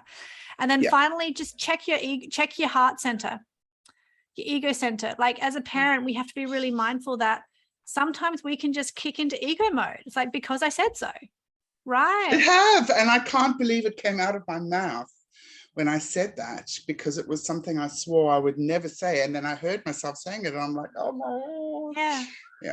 Okay. And so what's happening is she's picking up that ego, she's amplifying it, sensing it, and go, I don't want a bar of this. And she's picking up and throwing it right back at you. Yeah. Okay. And she's probably throwing it back a little bit harder because she's got that defined throat, right? So she can do it a little bit louder.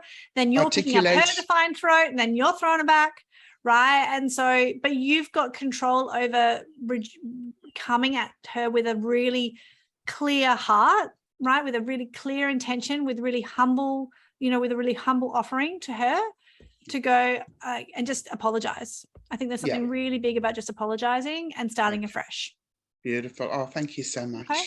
All right. Oh, and sorry, the waiting for instruction, could that be, is that around like waiting ASD? For invitation? Oh, invitation.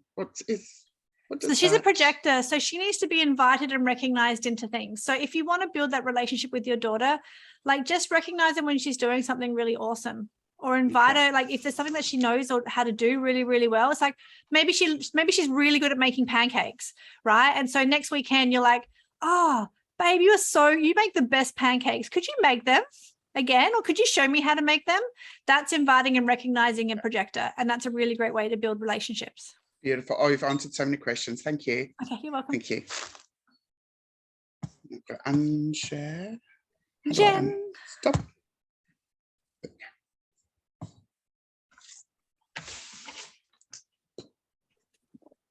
How are you, darling? Good to see you again. I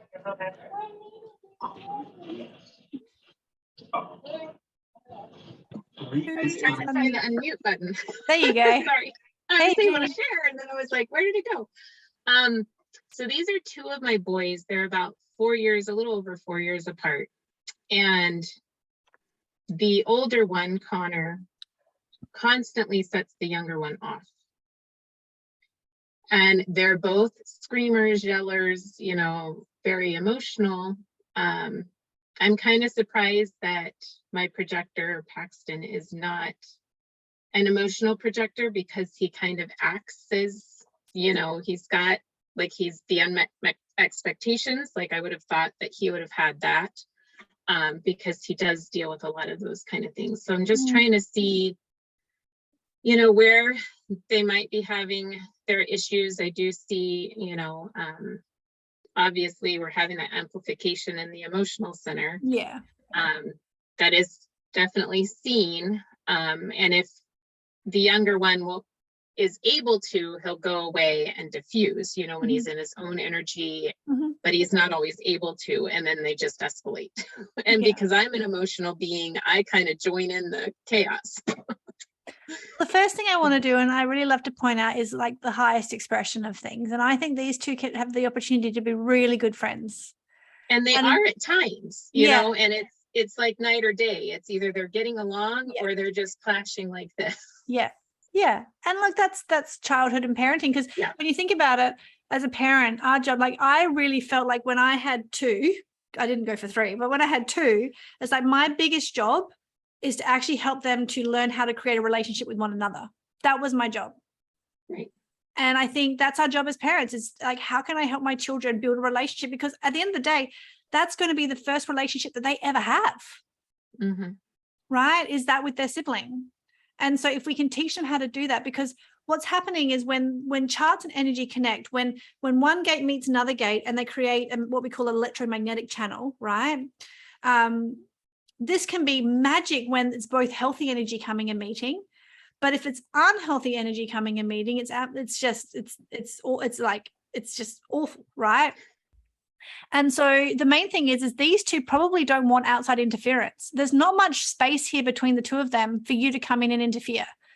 No. Okay. And if I do come in, then it makes it worse. There's no room. And the reason I can see that is because there's no spaces here. There's single definition, all defined. Like, where is mum going to fit into here? She's not, or dad. Right. So that means if something's going on, you'll have to work. I would recommend working with them individually and then allowing them to come back together again.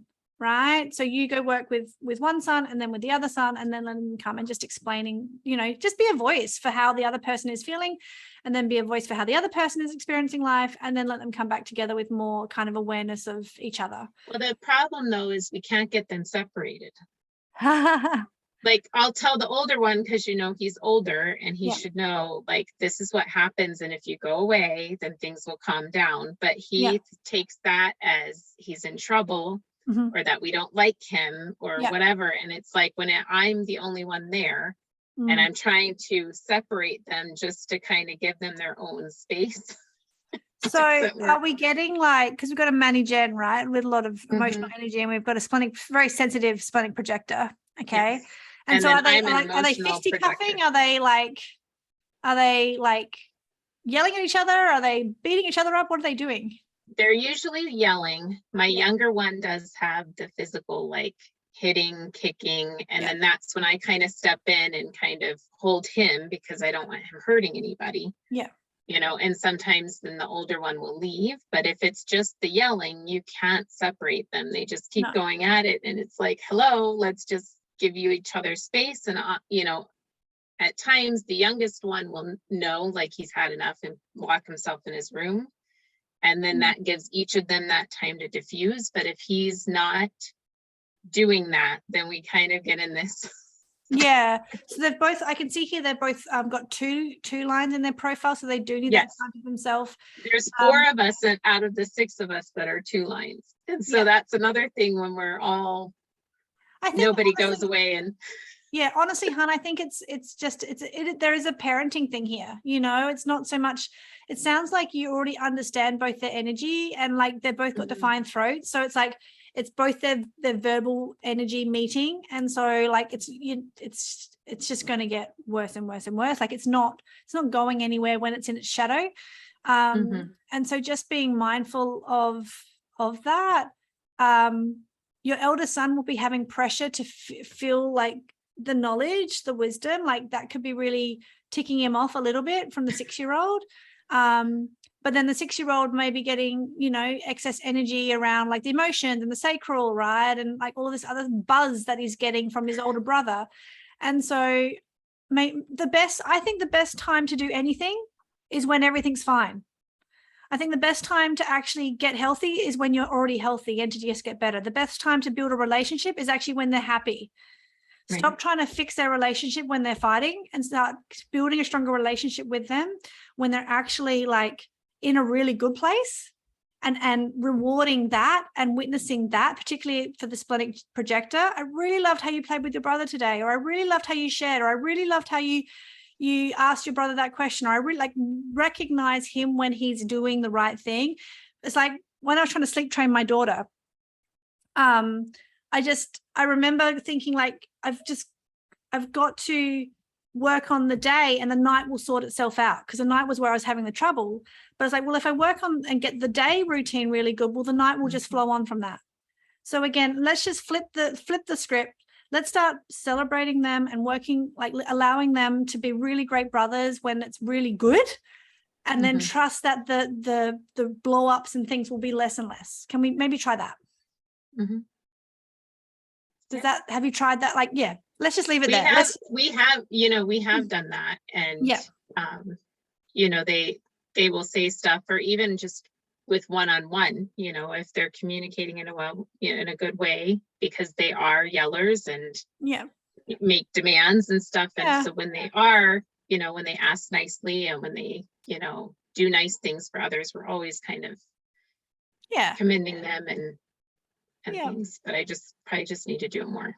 Yeah, I think so. And just go, I mean, you've learned a lot about human design. Go back to their strategy and authority, making sure that it's healthy. Go look at their variables and making sure that, you know, one child has structure and one child, like, look at their digestion, look at all the little nuances to making sure that they as an individual are happy and healthy.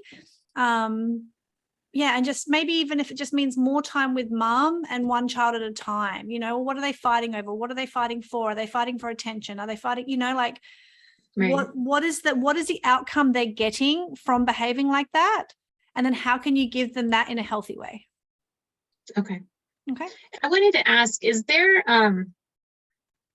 any center that's related to like sensory issues? I think because my younger one has like a lot of sensory, and I just didn't know if that's found in any center or anything. Sensory as in, so this is the thing, see how I'm asking, like, what does sensory mean to you? Because sensory could mean something completely different to me.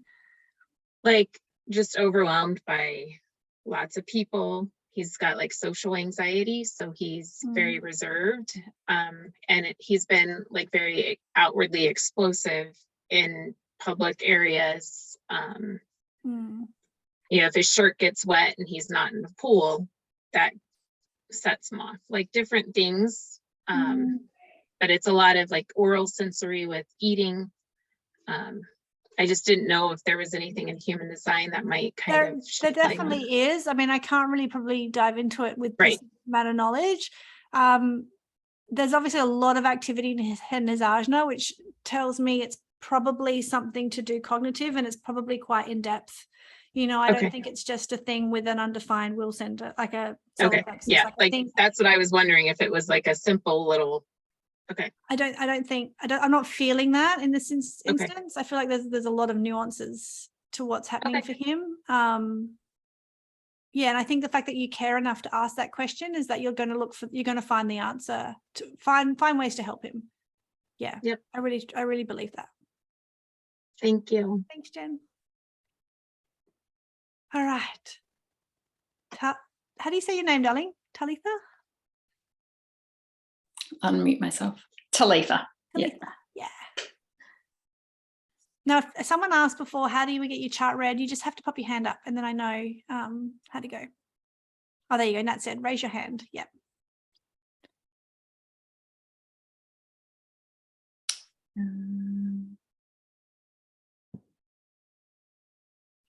So sensory issues too, like Shelley was asking around sensory issues.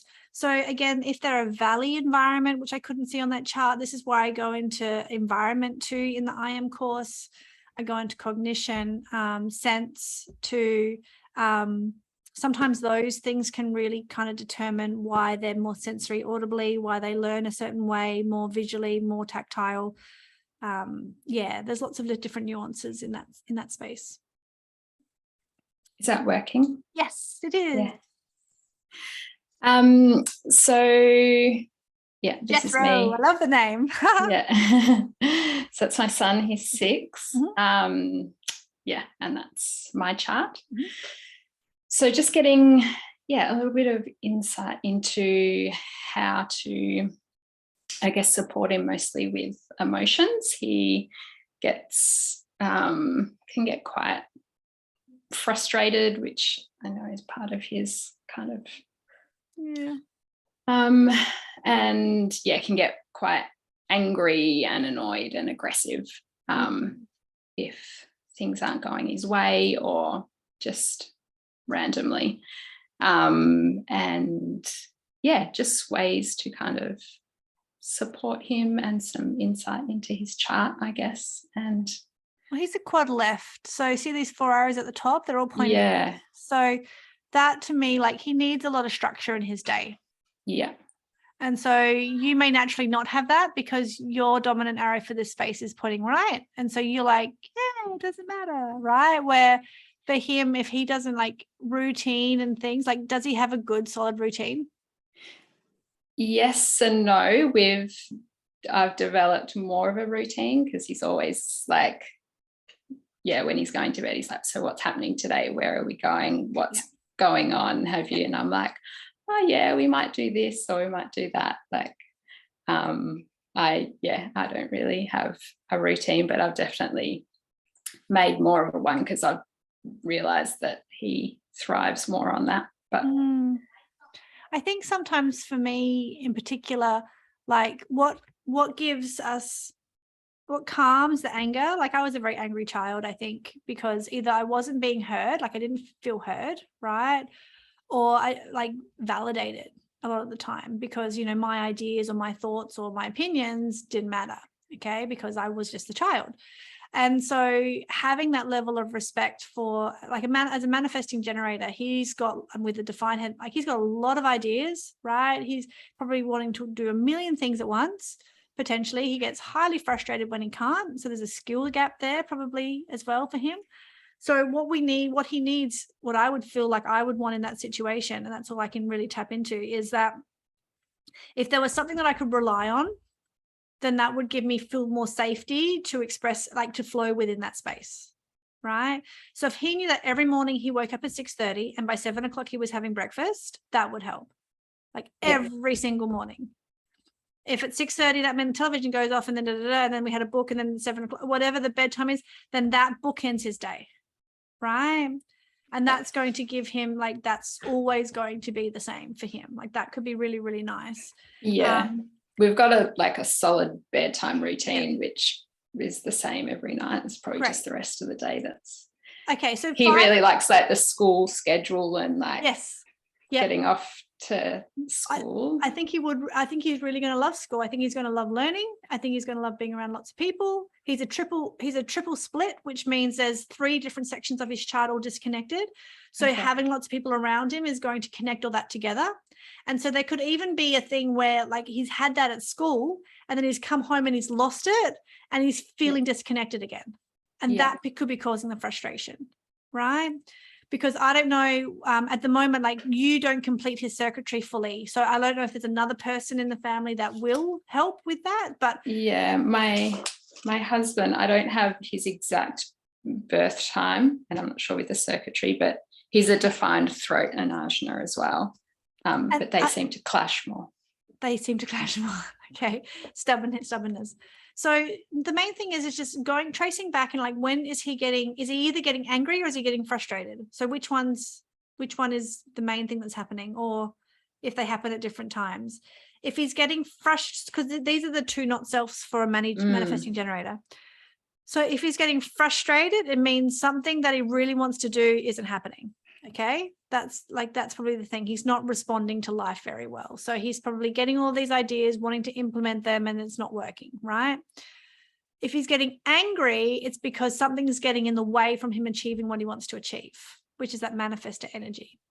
And so I would be teaching him how to inform. I'd be teaching him how to communicate what it is that he wants to do and what it is that he is actually doing, because that's probably the missing gap, is that communication piece between what he wants to do and what he's actually doing is just telling someone that he's doing it, right? Because otherwise you may simply come in and go, hey buddy, what you up to? And then he melts down because all of a sudden you've stopped him and he has to explain to you what he's doing, right? Yeah. And so that's why I say like the do not disturb sign on their head as a manifesting generator, right? Could be another beautiful thing. But that's honestly, it's just coming back to understanding their strategy and their authority. Can be so helpful. Yeah. So he gets quite critical of himself and frustrated if he can't perfect something, or he won't give something a go if he knows that hasn't perfected it. Is that the frustration coming through with the not self theme, or?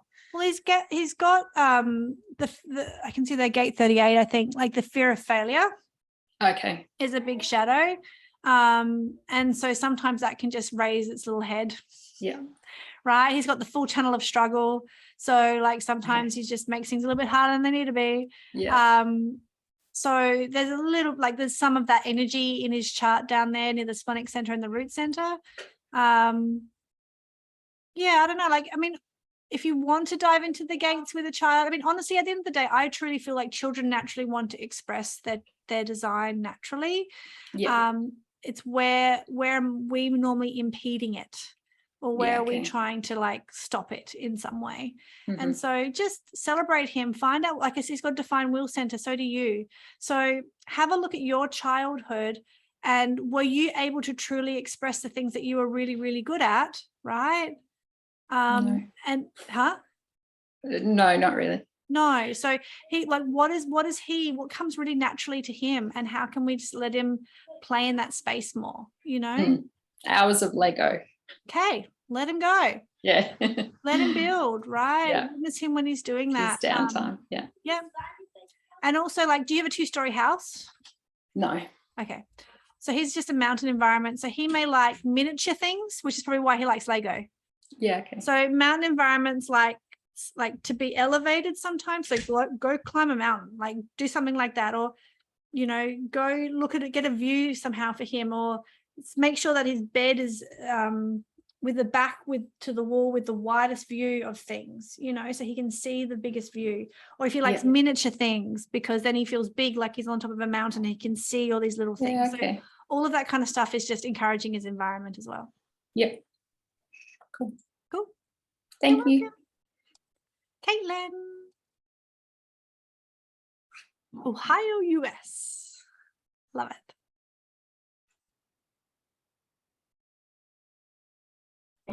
Hi, how are you guys? Good, how are you? It's actually like 10 p.m. here, so we're all laying in bed, but this popped up on my email and I thought, oh gosh, I have to, this is just like in order where it's supposed to be, because I had a very exhausting day with my daughter. So I can share her part. I screenshotted and did mine side by side with her. So beautiful. Maybe that would be helpful. Okay, let's see if I can do this. I'm doing this from my phone. So you're more talented than me if you can do this. Oh, look at that. Okay, yes, I can't see the details, but I can see enough. So what's your question, darling? Who's who? So you're on the left? Correct. Yep.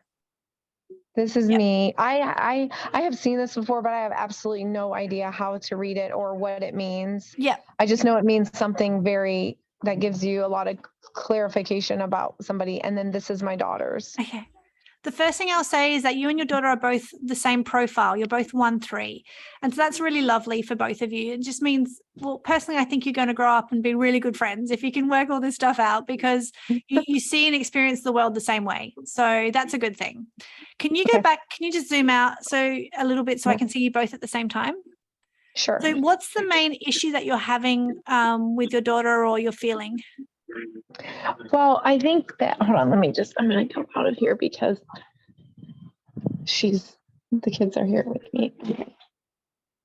You're both generators. Your daughter's an emotional generator. Yep. So she has had some experiences in life where she's been violated. And so she's very like disruptive, because I saw an instant shift after that happened. And like, I've just worked with her. So she gets very frustrated with learning to read. She gets very frustrated just with doing anything. It's just like a meltdown all the time. And so I'm just trying to support her to be like the best that she can. Yeah. If that makes sense. Yeah, of course. And fill in wherever she's having these emotional like disruptions or so she's got, were you on the call when we talked about the emotional authority? No. Okay, so if you go back and just watch the beginning of this call, I talk about something called an emotional wave, which your daughter has. And so that's why she's having these outbursts. And so what's going to happen is she's going to ratchet up, and then all of a sudden there's going to be this one thing, and she's going to drop off the edge, and she's going to just have this kind of meltdown. And so something that's going to be really beautiful for her is touch. Okay. And so it's like, even just offering, like, do you need a hug? You know, it can be a really nice, kind thing, or a weighted blanket, right? She's just going to be much more sensitive to the people around her, and that's going to cause her, so like miscommunications. How old is she? She's almost 7. Yeah. So like misunderstanding something, miscommunications, people not doing what they said they were going to do, you know, all of these kind of things are really going to just ratchet up this emotional wave and make it build. And so just calming that, like, just with more touch. Do you use essential oils at all by any chance? Oh yeah. I think that's how we're connected. Yeah. I use the doTERRA stuff. Beautiful. So like those daily little massages at nighttime, just communicating with her, like talking about her day. Like, and at the start of this call, I also went through all the different centers and how they show up for children too. And so that might be a really good thing for you to watch, because she probably wants to talk a lot at nighttime and to like empty out everything going on in her head, and all the things that she's experienced. So just giving her a space to be able to do that will be really, really powerful. So just being there for her to listen to her, and maybe you'll be giving a little foot massage or a little back massage while you're doing that. And that'll just be a really nice time for you two to connect with one another, and for her to offload and communicate, right? She needs, again, that structure in her day. I'm assuming she'll like school. I'm hoping that she'll like school. She'll like having that structure to her day in school. She'll have no issues communicating with people. She'll tell you what she means. You know, she'll tell you if something's wrong. She'll tell you if something's it's upsetting her. She's got a lot of energy, but also there'll be something that she's really naturally talented and gifted at. So just honor those urges as she wants to go and try new things, particularly as a 1-3 profile. You're very open. You've got a fully open throat, fully open G center, and fully open will center. And I know you don't know what that means, because you said this is a little very new to you. But I really, really, truly hope that you come and do the IM course. Again, I explained a little bit about what that is at the beginning of this call. It's in US dollars, it's like $150, or it's like 3 payments of $50 US to come and do this course. And you can have your charts, your kids' charts. You can understand, you'll understand all of this stuff by the end of it. Like, it's really, really powerful. It's why I created it. For this exact reason, at that exact price, because the thing that stopped me from learning human design was the price of everything, you know, the price of the books, the price of the courses. And I just wanted to make this wisdom accessible for as many people and parents as possible, because of how much it can just change our relationships with our children, and understanding not only how we show up, but how they show up. And so just know your daughter may feel a little bit of pressure around feeling late, or there's not enough time to complete all the things, you know what I mean? She may feel a little bit stressed, and you're like, you don't understand, because you don't feel that, and you can rationalize it, and you know, like, but she doesn't, and she's always going to feel that little bit of, so just trusting, just reminding her that we've got, like, just reminding her that time is on her side. We have plenty of time, right? That's going to be a really kind thing for her. And then just giving her opportunities to unwind and like get all the stuff out of her head, all the conversations, all the things that happened, all the ideas, just let her at nighttime will be really lovely. Okay. Now you said like I was really wide open. Is that like in a good place, or like kind of like a place for improvement? Well, no. So I see all the openness as opportunities. So, but a lot of the time before we know this, we think there's something wrong with us, or we're actually acting in the shadow because we're so sensitive. We tend to shut it down a little bit. We shut down the gifts that we have available to us. And so when you understand more about it, you really start to understand the opportunities and the potential that's here. So personally, like if you join the next weekend's call, we're going into business and personal development, you'll learn a lot more about the openness in your chart and the potential that is there. I'm going to really dive into that next week. So thank you for being on this call with that question, because that's a beautiful segue for you to learn more about what is my openness, why is it white, why is that colored, all of that kind of stuff, and is that good and is that bad? I get that question a lot too, and I thought that myself when I first started this journey too. Okay. The last thing I will say with your daughter is, because of her environment, which is a cave, and I talk about this again in the course, but she will want to, do you have cubbies in America? Do you call them cubbies, or like tents, or for like people? Yeah, you put the sheets up over chairs and you go in underneath. Forts.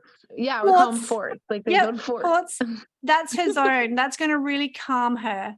So if she just needs time to herself, or she just needs, she may go sit under her bed or sit under the table, or so if she's showing that behavior, it's very, very natural for her. It's a way for her to self-soothe. Okay. Yeah. Okay. What's the guilt? It says motivation is like guilt.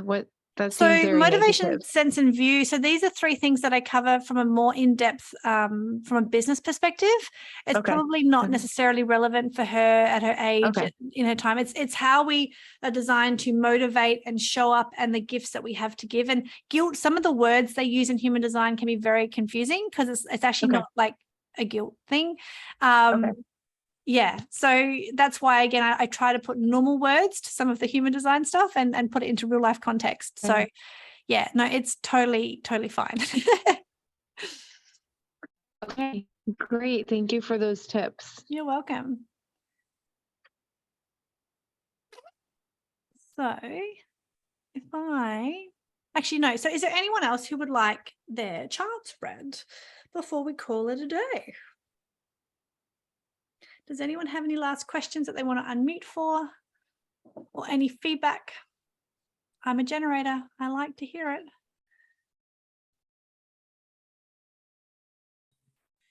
Hey, I stumbled across this. It's Michelle. Hi, Michelle. Hello. I stumbled across this last night, so it's extremely new. I'm keen, very keen. Perfect. Is there any chance, like the first recording from last week, is there any chance I could grab that just to get my head around it a bit more, please? Yeah. So the first recording's all around human design and health. Yeah, cool. So it's not really a foundational course, but it will still be fascinating for you to see another layer. When I send out the replay for this, which everyone will get, you'll also get the replay to last week's as well. Cool. And you probably already have an email in your inbox that has a link to the recording in it as well, if you signed up to anything in the past. Beautiful. Yeah. If not, just reach out to me personally, Michelle, and I can get it to you. Okay, thanks heaps. Thank you. Yeah. I also have a free intro class online, just to understand the basics, but it's a beautiful journey. And I think if you're new, you'll love the I Am course. Otherwise, there's lots of other things that you can learn. And, definitely keen for that. Yeah. No, I'm happy. If there's any Thank other. you. You're welcome.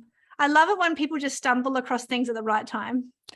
I think human design always comes to people at the right time, and when the student is ready, the teacher appears. Hey Beth, thank you, Hayley. All the details you give some excellent hints to it all. Okay, I'm glad, darling. We couldn't quite check your chart, so if you have any other questions, just send them through. Yay. All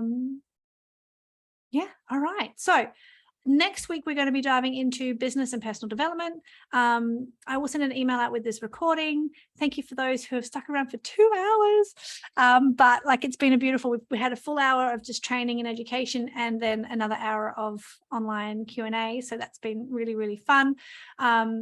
When I do the I Am course, you'll go and you'll learn the content. You'll get instant access to all the videos. You can learn through them at your will. And then we have online 90-minute sessions like this. So the first one's on the 28th of August, and then every Sunday night after that for 4 weeks. So you get lots of time to integrate. You get lots of support. You get online community support as well. We get a closed Facebook group. So Nat, I want to hear you, darling, because you've been floating around this for ages, and you just often Nat's a manifester. So manifestors often just don't have the time for the courses, and they just want to just tell me what I need to know. How have you found that, darling? I've loved it. Sorry, can everyone hear me? Yeah. Good. I've loved it. So 3 of us in my family are manifestors, and my son is a projector. So there's a little bit of this going on. And Hayley and I speak to Hayley quite often, so she's been very insightful for me in getting to understand my family and how to work with them. So I'm incredibly grateful, and even jumping on this call and learning about other people and how other family dynamics work, and hearing challenges with kids and partners and things like that. I think it's just a constant moving ball, really. And I'm just so grateful that I can continue to learn and you know, hear all the insights on what other people are experiencing as well. So big thank you. Thank you, Nat. That's a beautiful way to end this call. I think that the one thing human design has given me is compassion for how other people are experiencing the world. Yeah. It's like all of a sudden you do it well. And I think on behalf of everyone, we are incredibly grateful. Thank you. Honestly, it's my honor. Like, I feel like when it's our duty that when we learn something, it's our job to pass it on to someone else. And I love that I can do this in this way. And of course, like, the human design journey continues, right? This is just the beginning. I also have a course called I Am Woman. That's more about the embodiment, not the learning of human design. You'll start up here and then you'll come down into here. And then I do a certification for people who want to bring it into business. So there's always more to learn. So just don't get too overwhelmed. Trust one step at a time. Trust that what you're learning and what integrated today is enough, right? And just go out and be you in the world and come back to it as you need to. And start to witness other people in the world too. And like you said, Nat, it's like, I'm not going to be so judgy sometimes, because 100%. maybe that's just, they're just having a bad day and they're an emotional authority and they just need a break. Yeah, that's right. And I think something that you really hit home as well is, like, everybody's different. Everyone learns different and receives and communicates information in a different way. And you know, I think the biggest message I got from you is you just have to love people for who they are and just be kind and patient the whole time. And I think that's one of your biggest messages, is that, you know, kindness and love wins at the end of the day. It does indeed. And on that note, ding, I'm out. Like, that was beautiful. Thank you, everyone. And I hope you can join for our last call next Sunday. And also Sunday night will be the first live call for the I Am group. So big love. Bye-bye.